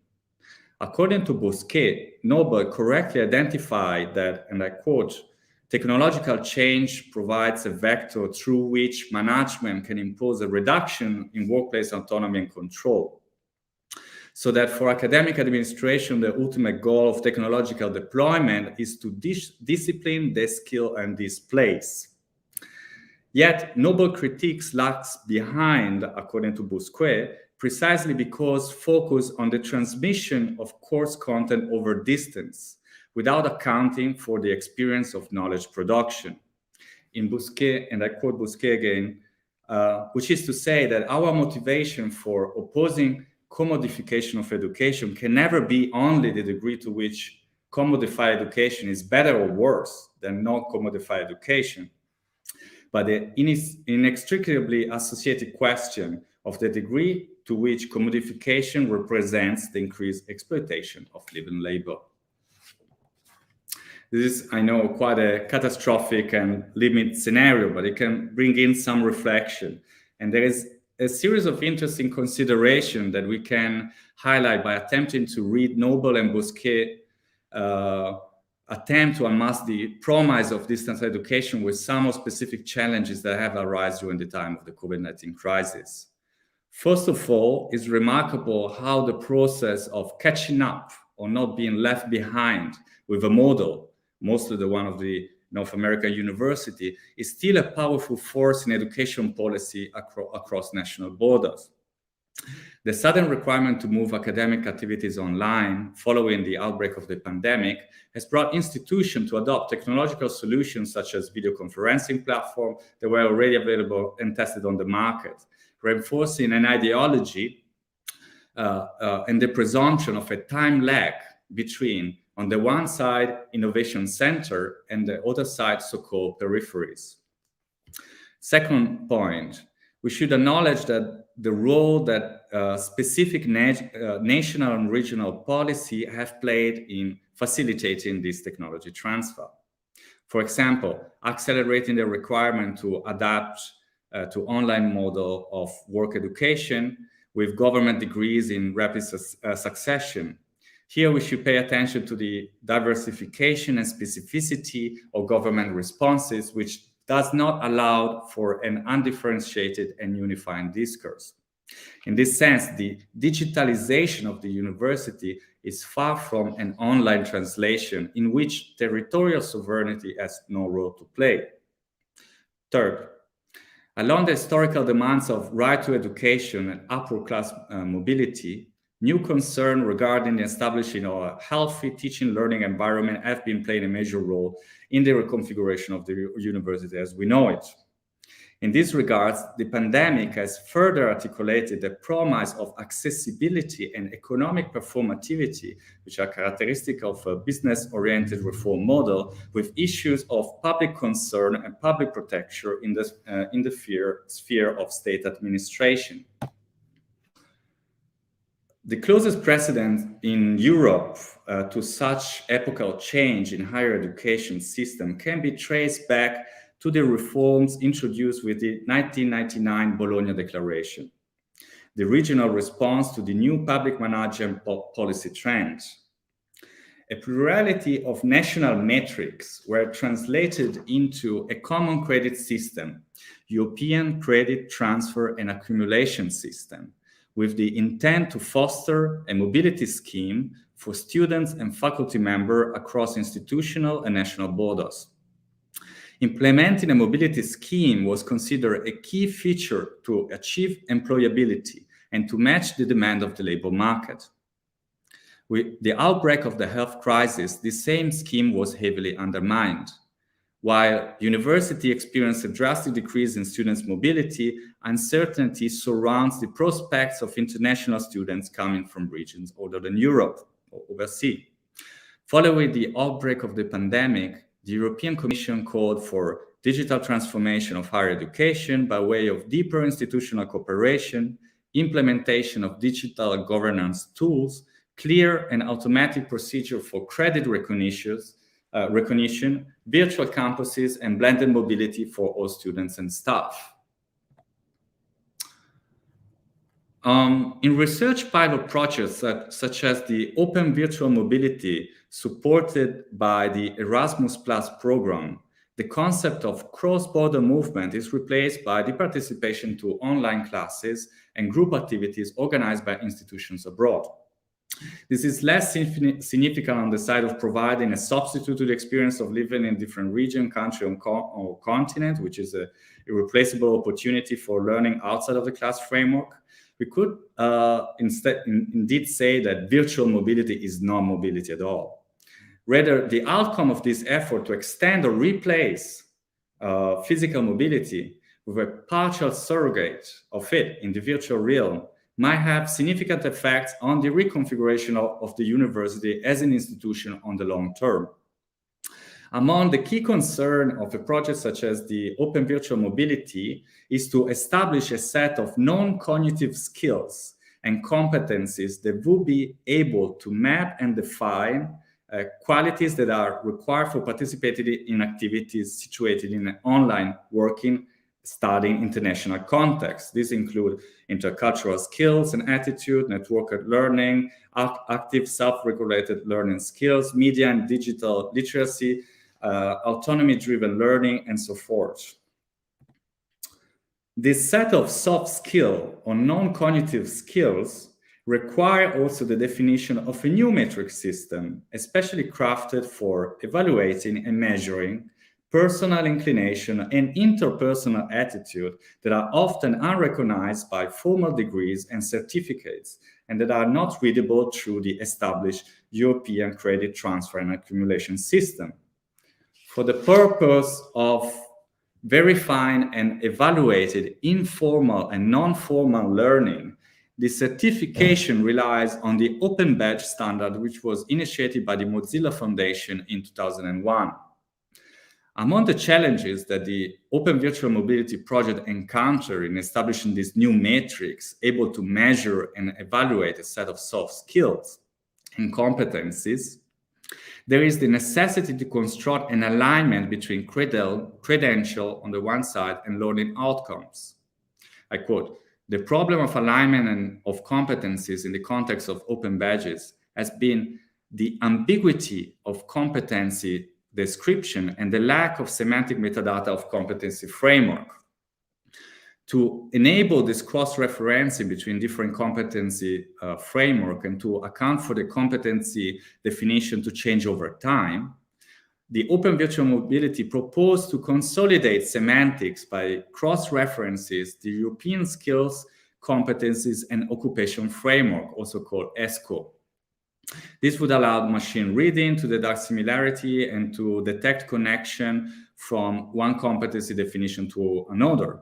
And the purpose of annotating in such a way digital credential by adding metadata is to improve algorithm ability to recommend learning paths which better align with the current trends of the labor market. Since 2007, the European Commission has made available the European Skills, Competencies and Occupation Framework Dictionary, searchable in 27 languages. ESCO is a taxonomy describing, identifying and classifying professional occupation and skills relevant for the EU labor market and education and training. Among the purposes of this taxonomy is to help education and training providers to understand what skills the labor market needs or will need in the future.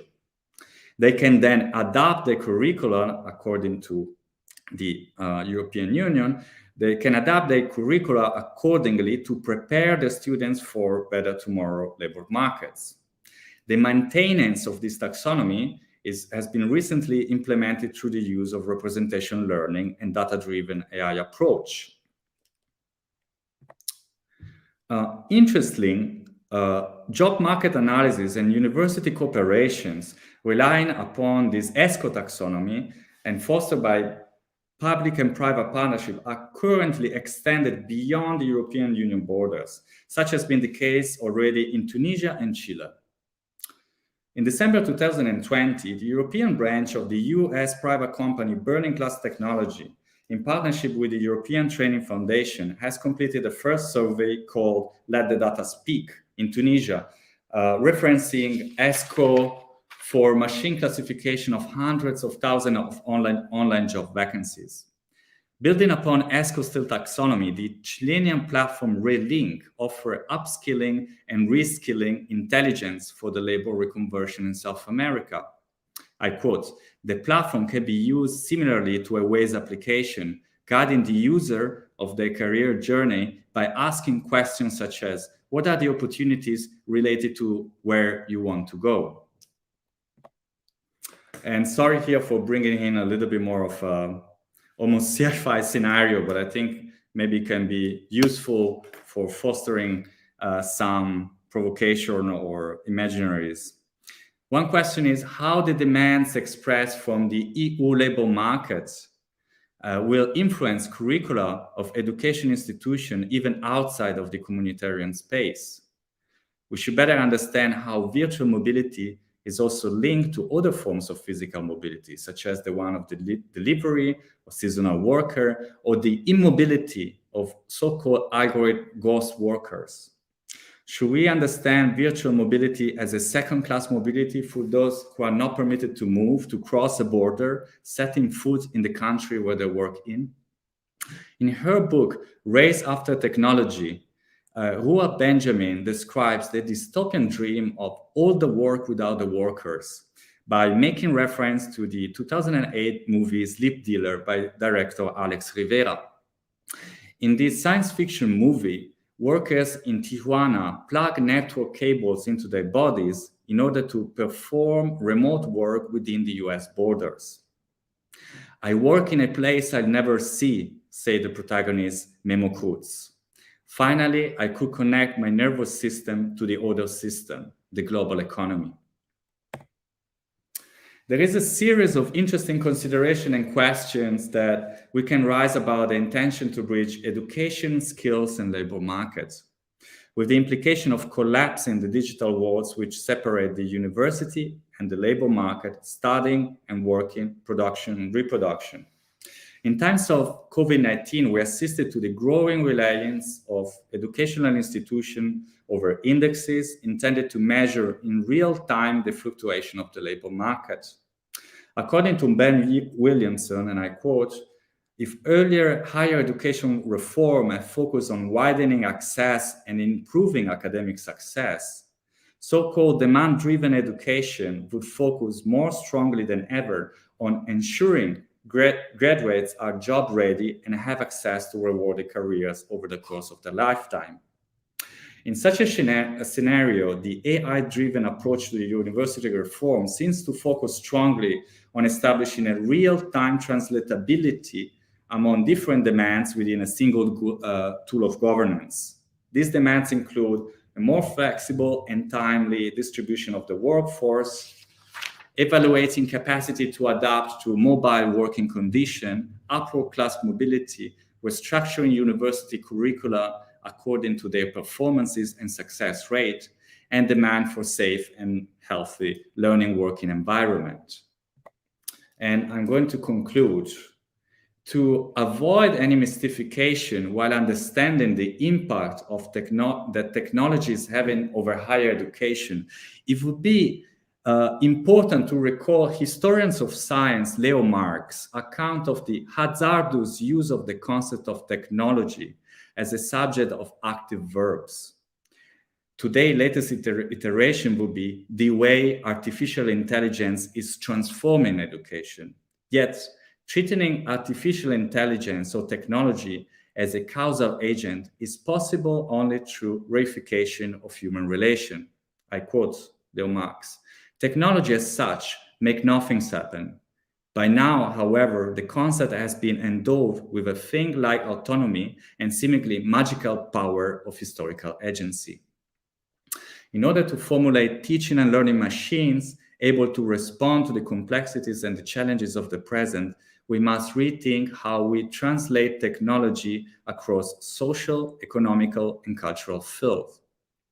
A good starting point would be, in my opinion, to reverse the assumption that AI or artificial intelligence is transforming education, and to ask ourselves how education is transformed artificial intelligence, which is the attempt to reframe the impact of machine learning and artificial intelligence on education and the urgency to understand how machines learn into a wider social framework. Thank you.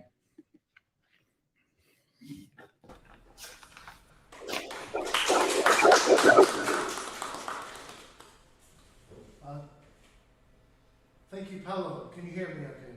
Yeah? And I'll bring Nydia back on. I know that Nydia may have to leave shortly, but thank you both for your presentations. Very different kind of approaches, but each related in some way to education, work, and place in different combinations. But what I might do, because of the time, is just open up to questions either in the room or online. Does anyone like to get things started?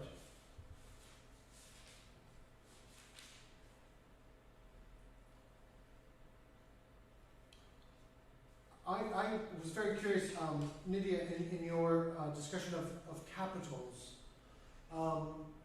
because there's some ways in which I think that this relates to conversations we've had, kind of a running conversation, I suppose, about what types of knowledge might be needed to go into a situation like when we talked about Oldham earlier, and sort of think through how might a community start to level up in that kind of a way. Your framework seems very much useful from that point of view. Have you thought about, is it designed to have an implementation aspect? I know that report was on survey data, but do you have thoughts on applying it? Yeah, that's a great question. It's also a question that I think the deficits community has. So this framework was developed in 2005 by Taylor Russell, and since then it's been one of the asset-based frameworks that has had the least practical application. So there's a similar framework that's called funds of knowledge that in the United States has been used quite often to curricula for areas of the United States, a lot of Latino students. So actually, no, there's been less work of try to apply the CCW framework since its invention. So we're just one very simple thing in that we're trying to deliver data to local practitioners so that they can, at the very least, try to sorry, I'm creating a terrible feedback loop.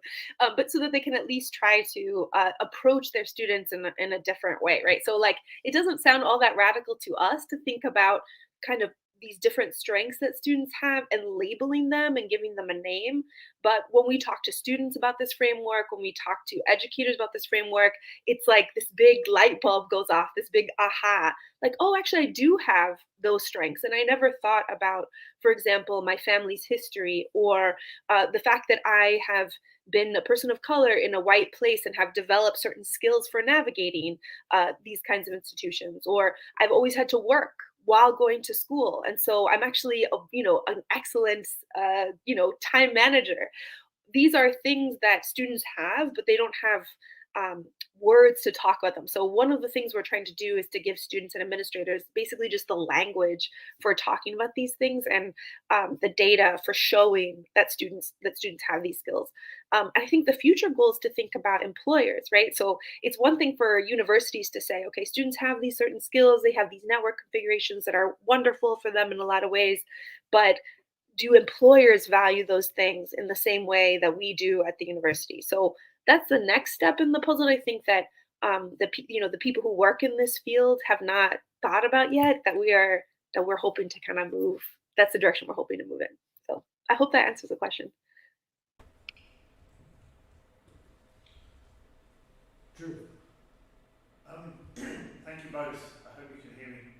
I was trying to think of the connections between your two papers, and I wonder whether it comes with this notion that the more that there's been this drive towards using the virtual space for teaching, for networking, and so on, and COVID has exacerbated this, as you said, Paolo. How does that impact upon people's ability to develop capital? Because I wonder whether we've reached a stage where we're talking about place. There's this kind of assumption that, it doesn't matter so much now because, look, we could all be in the same place, and it doesn't matter whether you are in a peripheral area of the country. There's all this. I'm doing work at the moment in one of the most remote places in the world, which is St. Helena, which is this little island in the Atlantic, and they're about to get their internet cable, and it would improve their bandwidth enormously. But you're talking about a place in which the current social connections between people are incredibly tight, but they don't have a lot of connections outside this environment. And now everybody's saying, we'll get this new connection, and suddenly we'll be able to do all these great things. And it's like, yes, you will, but also there are people who are very worried that this virtualization of their education, this virtualization of their economy to some extent is going to have a big impact upon these social bindings, these social capital, and these social ties that already exist. And so I wonder whether your two papers are somehow in contradiction with each other, which is not to say they weren't both interesting, but I don't know how you feel about that. How do you feel about it? Paolo, would you consider taking that one? Well, on my side, I hear my voice. Sorry. On my side, I'm not an advocate at all of kind of virtualization of digitalization of education. It's just a condition we all find ourselves confronted with. And it's also not a new trend, because distant learning can be traced back to the 1960s, if not even back.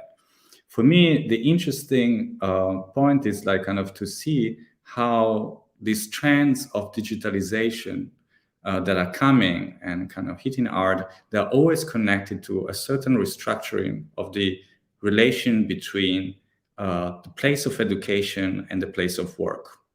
I think that this margin or this border between the moment of learning and the moment of working, they are constantly renegotiated.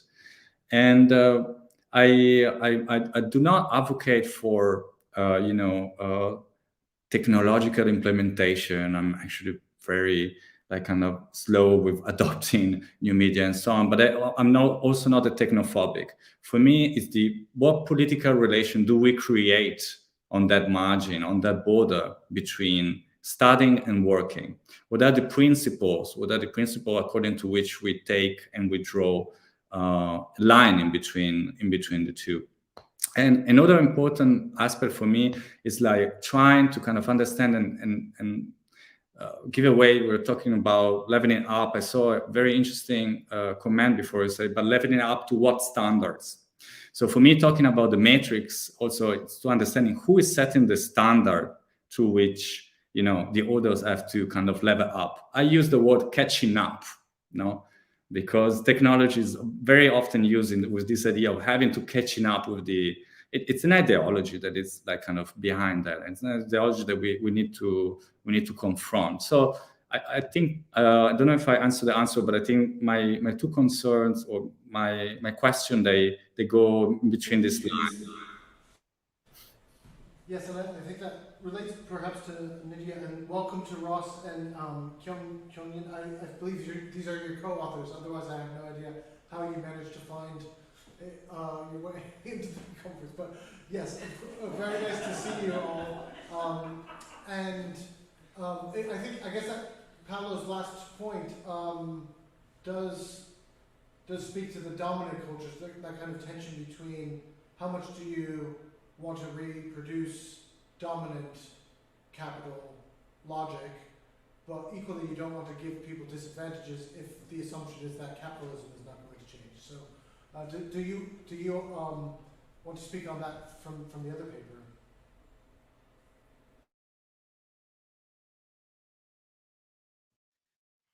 I have to head out soon, but that's why I'm really glad that Ross and Jen are here because they can answer any further questions. So I think, well, so our paper doesn't actually touch on this as much. We did do interviews kind of when students were still feeling the effects of COVID.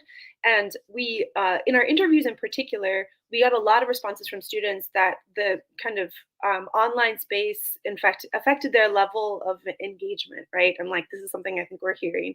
We're hearing a lot that students struggled a lot with their mental health. These were also students who sometimes were frontline workers because of the nature of their kind of like the you know, how they had to make money. And I think, so this question of like level of engagement and the degree to which actually like the students could network and were able to network and feel like they made connections, it actually, I think, speaks more to some of the work that our co-authors have done on internships. So at the Center for Career to Workforce Transitions, a lot of the research is around internships and digital internships. And there's just been a lot of finding that there's not the same level of engagement and not the same level of being able to connect to people. So the one thing I could say is that, you know, that came out repeatedly in these interviews, and particularly for students who actually benefit from strong network ties, so very close, almost family-like relationships with faculty who are expressing concern and care, that is potentially harder to do in the digital space. So I think thinking about the limits is kind of what I think I would say our paper was more focused on. But I don't know if Jen and Ross, you would want to add to that. I think you hit the nail on the head. Yeah, it was great. Well, thank you all. I'm sorry I have to run so fast, but I hope you will continue talking about the papers, and thank you so much for inviting me. Thank you, Vivian. And if anyone, it's Alex. Did you have a question? So yes. Alex. Just thinking about how technology is heavily featured in the presentations, and I've been aware of traditionally conservative journals like the British Medical Journal starting to report on the harms associated with technology. And given the rise of surveillance capitalism, I'm interested to hear you talk about what you think the problems what problems are associated with things like social network analysis and technological disjuncture with our immediate environment and reality.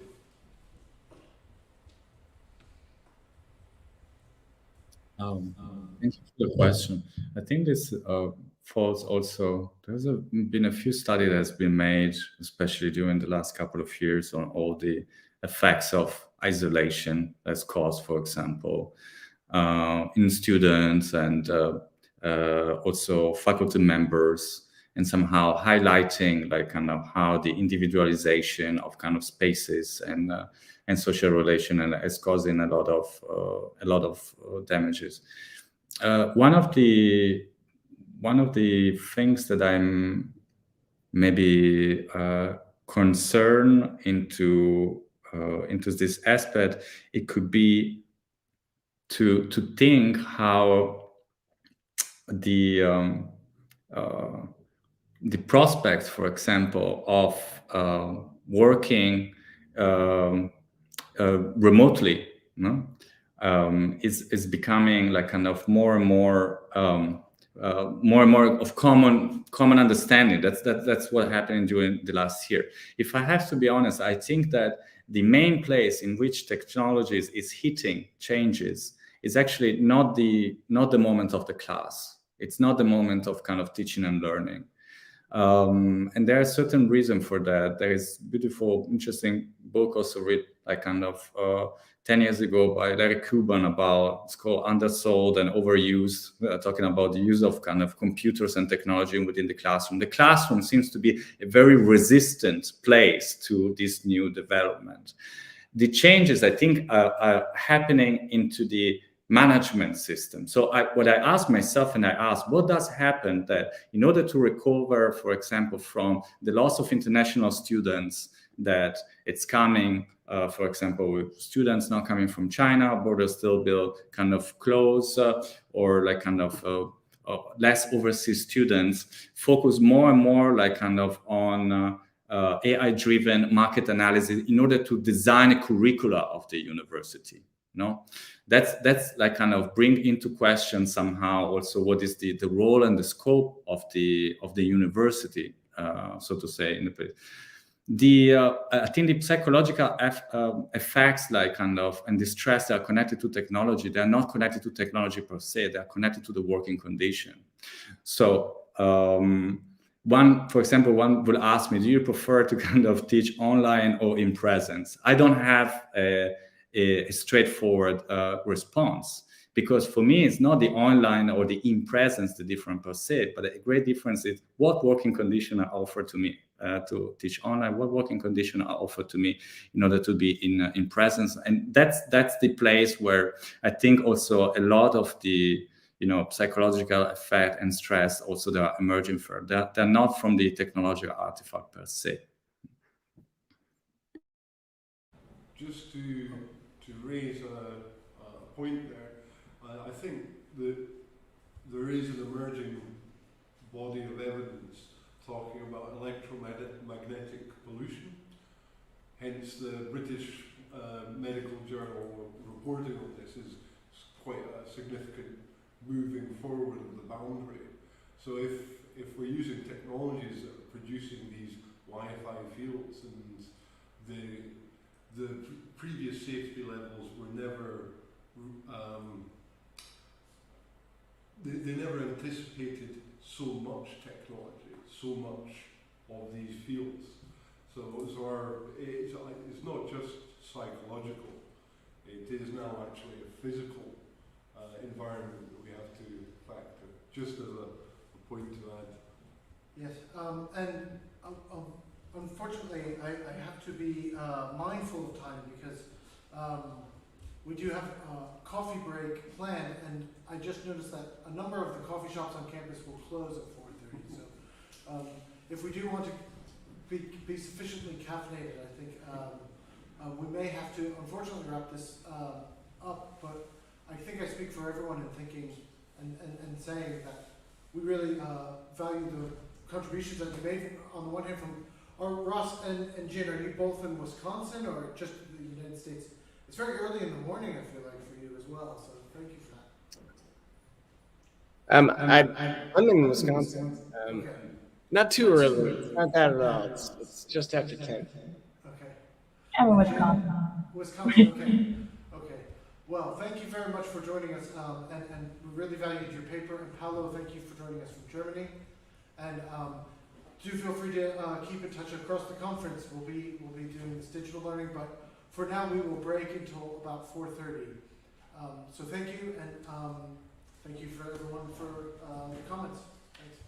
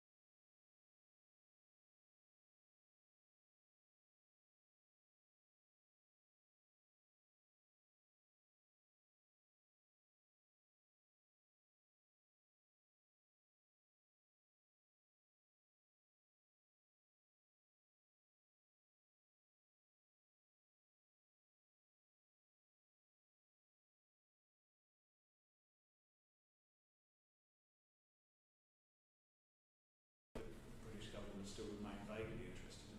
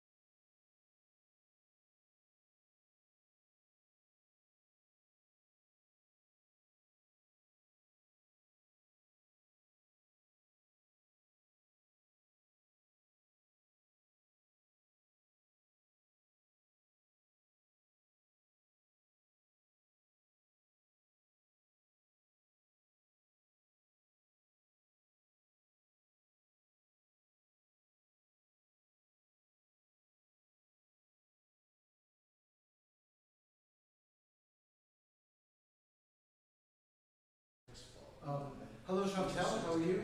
If you can hear us, we'll start to bring you maybe onto the screen.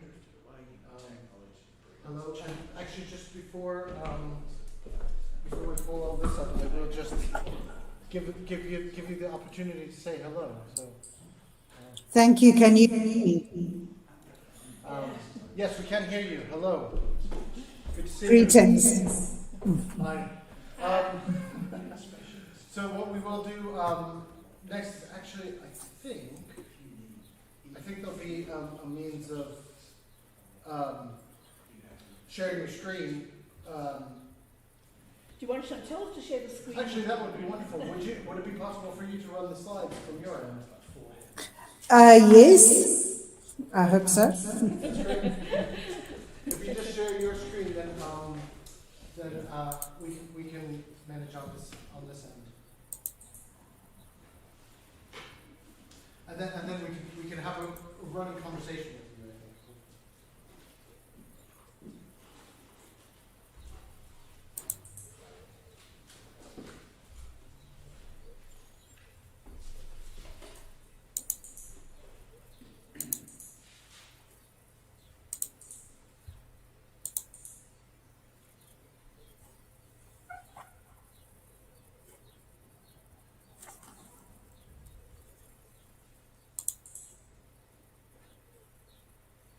Can I point out to Chantal that I love her painting? Thank you very much. We can be so nosy about people's houses. I'm just working out how to share the screen and put the PowerPoint on display. Yeah, if there's any way to just share your screen. I think. Oh, there we are. And now I added that. That should. Is everything okay? I think so. So I will mute us when you're speaking, Chantal, and then otherwise you can sort of chip in whenever you'd like, and then I will turn things over, I think, to Natalie initially, and if you don't mind just moving the slides along when needed, that would be great. Chantal, they're just not in slide show mode. So at the moment, and we've got a lot of hidden slides, so we just need to get it into slideshow. That's very strange because it is slideshow mode for me. Okay, at the top, we've got a top.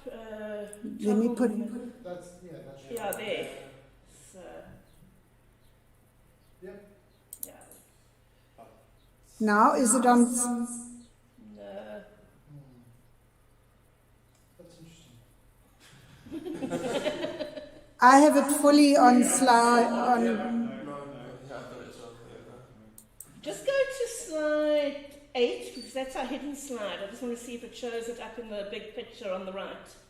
That's the first hidden slide, I think, slide 8 or 9. Not a little bit further, maybe.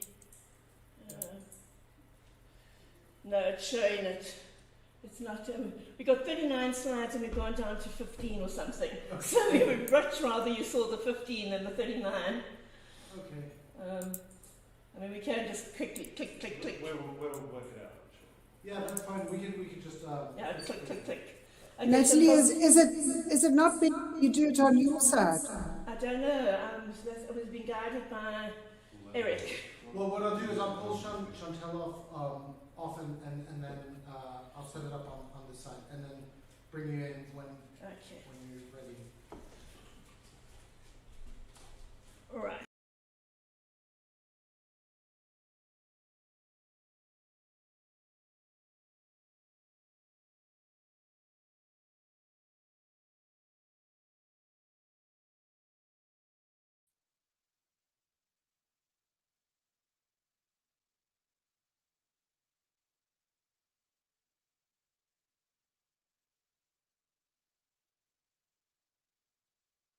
In leadership development, but one of the key things that I've been doing is coordinating the launch of a new Masters in Leadership for Development with the University of Melbourne as a joint venture for a program that's online. So that's been my major role. And then Chantel was brought in as a research fellow, and she led the research that we're going to be presenting today. So that's very broadly where I am. That's just kind of who we are in terms of the relationship. So what about GDI, the Global Development Institute? What does it aim to do? It aims to address global inequalities in order to promote a socially just world in which all people, including future generations, are able to enjoy a decent life. So it kind of links to the levelling up, you know, let's everybody have a decent life, let's all have social justice.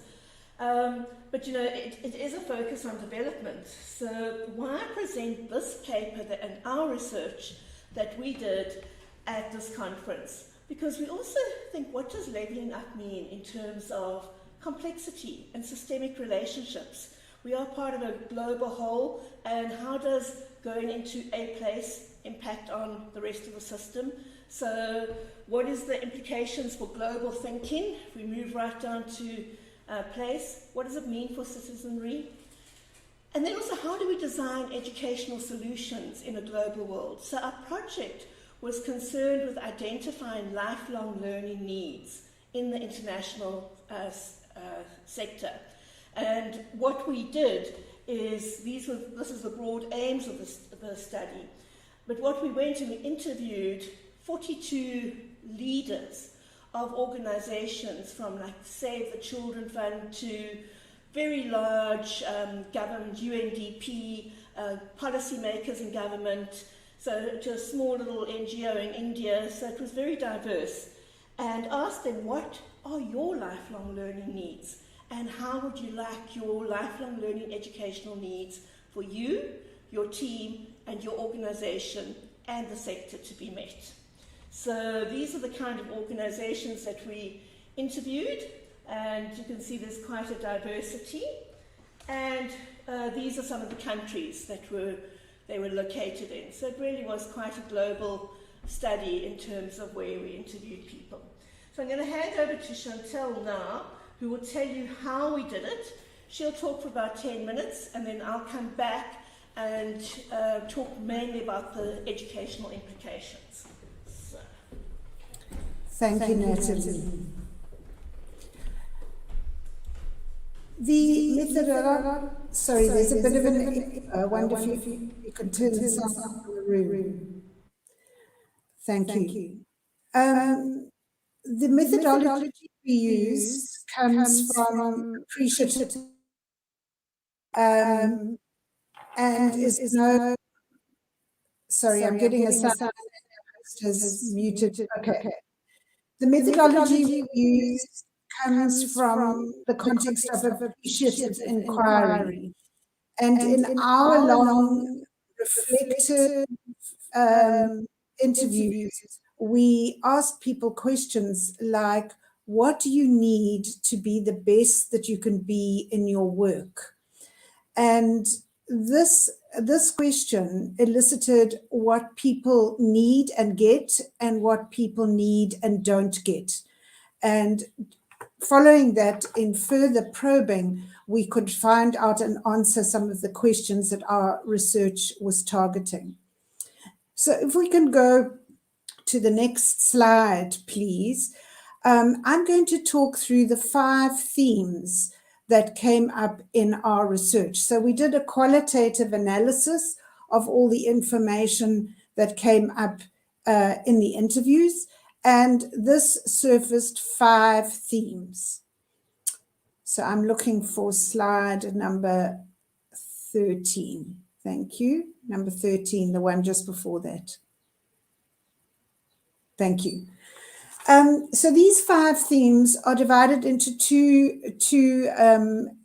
sections, and the 6th theme relates to the implications for the delivery of education. The first 2 themes relate to the context from which these people were speaking. And if we go to the next slide, the first one of these related to how people saw themselves. And we called this theme Healers of an Aching World. Every person we spoke to had a strong sense of wanting to change the world based on their own need or experience of poverty, discrimination, alienation, or inequality. And every person spoke to us about a personal, sort of experientially defined need to make the world a better place, and many of them with a very strong political overtone to that. So this is important because for this context of leveling up, I think we need to take cognizance of the fact that many people that access education, like some of the people that we interviewed, are coming from a personal, emotional, political motivation to change the world and to do something about the world that they have grown up in or want to change. The next slide, please. The second context that sprang out of these interviews at us was that the world of development is something that is constantly changing. And there are very big paradigm shifts within which people are working and which they are contemplating at the moment. There are a number of them mentioned in this slide, but I'll pick out a couple of them. First of all, there's a big shift in development and almost a reaction to the funders of development that said, this is not about quantifying what you're doing, but it's about the quality of what you're doing. So not only let's hand out so many pieces of machinery or a training course to a certain group of people, but let's look at what the quality is of what we're handing over. This is much more important. And going with that, there's a reaction almost to performance management in the world of development and an important shift to what is the impact on people's lives. So these are some of the contexts within which people are working. The next slide, please. So the 3 next themes that I'm going to talk about tackle the question of what it really takes to work in this world of complexity, intricacy, power dynamics, and different cultures. And there were 3 main points that people made. This is what it takes. If we can have the next slide. The first one is, in the thick of this world of complexity, one needs clearly 3 things and 3 abilities. First of all, there need to be structures and frames that help us as human beings and our brains that lack order and sometimes causality in the chaos. We need certain work structures and frames. And here people were saying we need training in basic project management. You definitely need this. You need to know how to do those kinds of things to manage, monitor, evaluate, analyze, plan development projects. You need that skill and you need that to be taught. But we also need abilities to be adaptive and to look at how we apply these frames in a context-specific and iterative way. So it's not only about the skills that you bring as an educated project manager, it's about being able to step outside of yourself and watch what the situation that you're in actually needs and to be able to adapt to that. The third point, sorry, Natalie, one back, please. The third point is about the ability to organize people and resources. Sorry, we need to go backwards.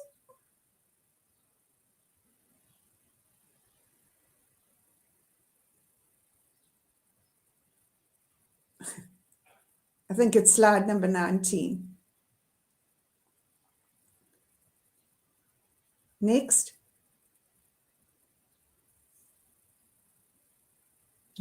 Yes, there, thank you.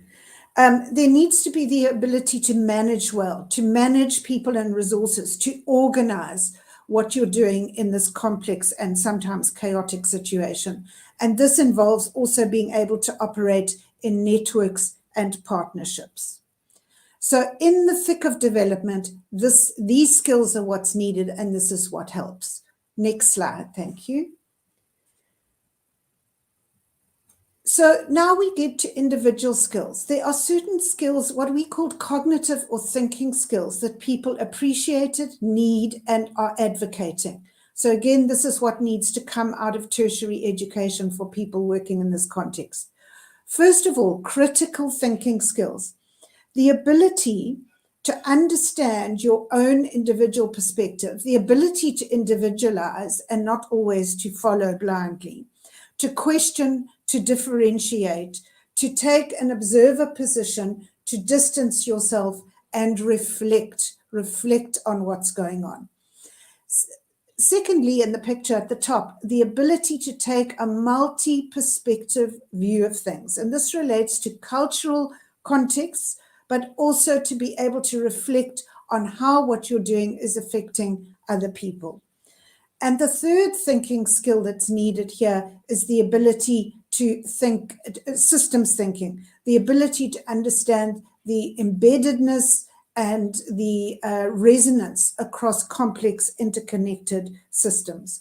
One of our interviewees said, you need to be practical, you need to have a high tolerance for detail, but you need to have a mind that is wide as any philosopher. So there's a particular kind of thinking skill that is necessary and which works in this context. If we can have the next slide, please. So I talked a moment ago about thinking skills and about managing and organizing skills. The largest section was the ability to lead, and we called this Humanity Demands Your Awareness and Action, because every person we interviewed talked about the importance of self-work and self-awareness.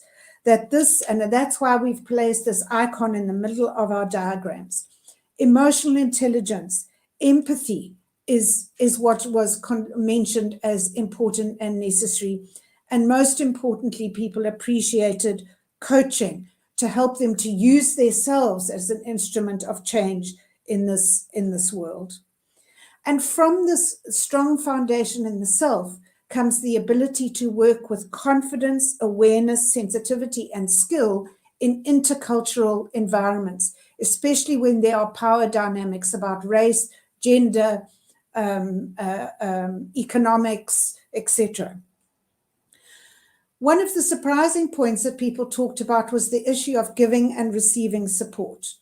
All the leaders we spoke to spoke about how much their people need their support and how much they as leaders need support in order to have the resilience to cope in this environment. People also talked about the ability to manage stakeholder relationships, to manage partnerships, and this speaks to the emotional intelligence competency of influencing and working in multi-stakeholder networks. And lastly, people talked about the ability to work in teams, and very specifically, the ability to see a team as a system and to be able to look at the dynamics in the system and not the individual people only. So these 5 themes that I've spoken about, the 2 context themes of healers in an aching world and the paradigm shifts, and the 3 skills areas that people need, the ability to organize and work with structures, the ability to have particular thinking skills, and the ability to lead in a particular relational and systemic way. Those are the things that people in this context environment need. And I'm handing over to Natalie now, who will talk about the implications of this for education.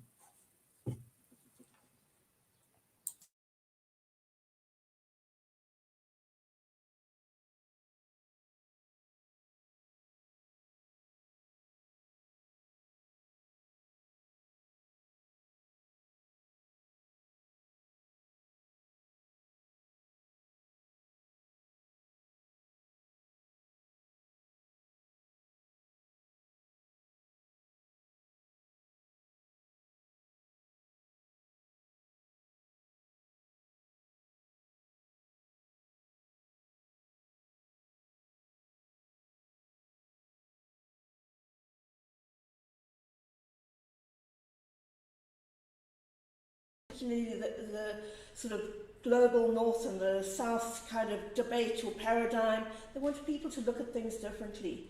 They wanted people who understood complexity and recognized that the world is messy and you can't just put it into boxes. And they said, you know, treat us that way. They wanted to be context-based, but it didn't have to be place-based. So there were examples given. If I'm in Ghana and I'm trying to do urban development, and there's somebody who's trying to do urban development in Papua New Guinea, I want to be able to say, what lessons can I take from you and apply in Ghana? What lessons can you take from me? So that we can still learn and it's context-based. And they also wanted to have time to make meaning of this. They felt very strongly that a lot of time it's about content and giving details and not giving time to reflect and make meaning. And then they came up with a whole lot, and these are the only two slides I'm speaking to, this slide and the one I just spoke to. So what was it that they really wanted in their learning experience? Huge was we wanted to be interactive. We want to be experiential. We want to learn from each other. We want peer learning. We want engagement.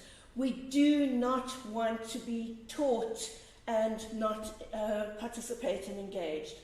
It also links to the pink one on the top line, co-creation. We want respect for everyone's experience. There was a sense, we asked a question, what would you tell the University of Manchester if you could? And many of the people we got to interview were from our alumni database.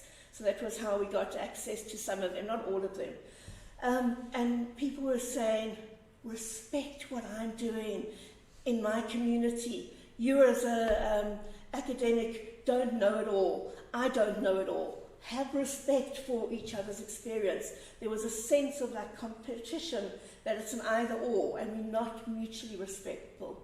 The staying on the top line, the bringing self into learning. I'm overwhelmed. It's complex. I'm burnt out. I don't have a sense of well-being. Bring me into this place of learning. Don't just talk about the other things. Reflective spaces, I've mentioned. Practical alignment. And what worked with the purple of practical alignment there was with immersive experiences. And the immersive experiences included things like going on internships, going on field trips. And there were alumni that studied here 20 or 30 years ago who remembered that when they were here, they went on a field trip to a particular place and how they learned from that place. Or they were put into a place for a few days as an intern, and they remember that. And so learning from practical experience. They do recognize and appreciate some level of expertise. So it's not like, you know, there isn't a respect for the academic research and knowledge, and they like that. And they particularly wanted the evidence to be from our surroundings. So there was comments, I'm just going to get a drink of water. There was a comment about if we're going to talk about development in the world, what are you doing in Manchester? You know, the Global Development Institute. How are you actually addressing what's happening in your backyard? And how are you taking this and applying it? They also mentioned that they want ongoing support, and I'm going to read a couple of quotes in a moment to end the session, and you'll see what they said about support. A respect for diversity, And then this online and face-to-face, there was no clear answer. This is a global audience that we were speaking to, and they were saying, sometimes we really want to be together, to connect, to feel that energy. But sometimes the practicalities mean we must do online. And it's this blended, let's start with a face-to-face session, let's go away, let's do some online, let's come back to a face-to-face session. Length of courses, don't have a prescription that, the certification, when I was listening to Paolo's, this is what we need, 10 modules, 3 hours each, and that'll get you a certificate. Maybe this will work.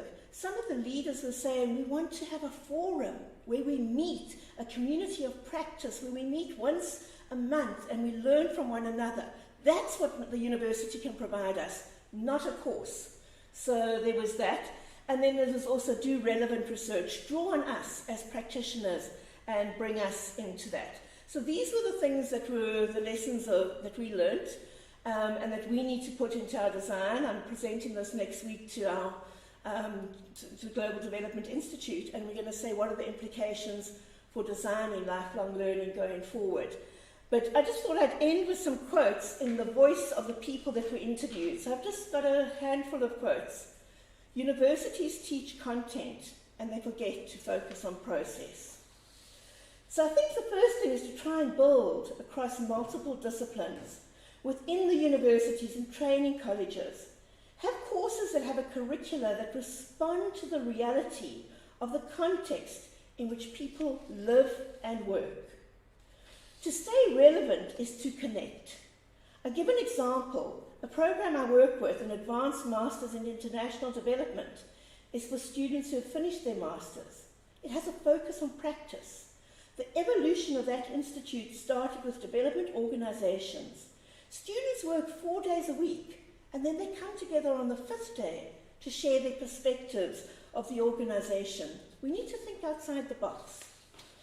When I did a course at Columbia University last year, I was just thrilled because the professor was using live examples.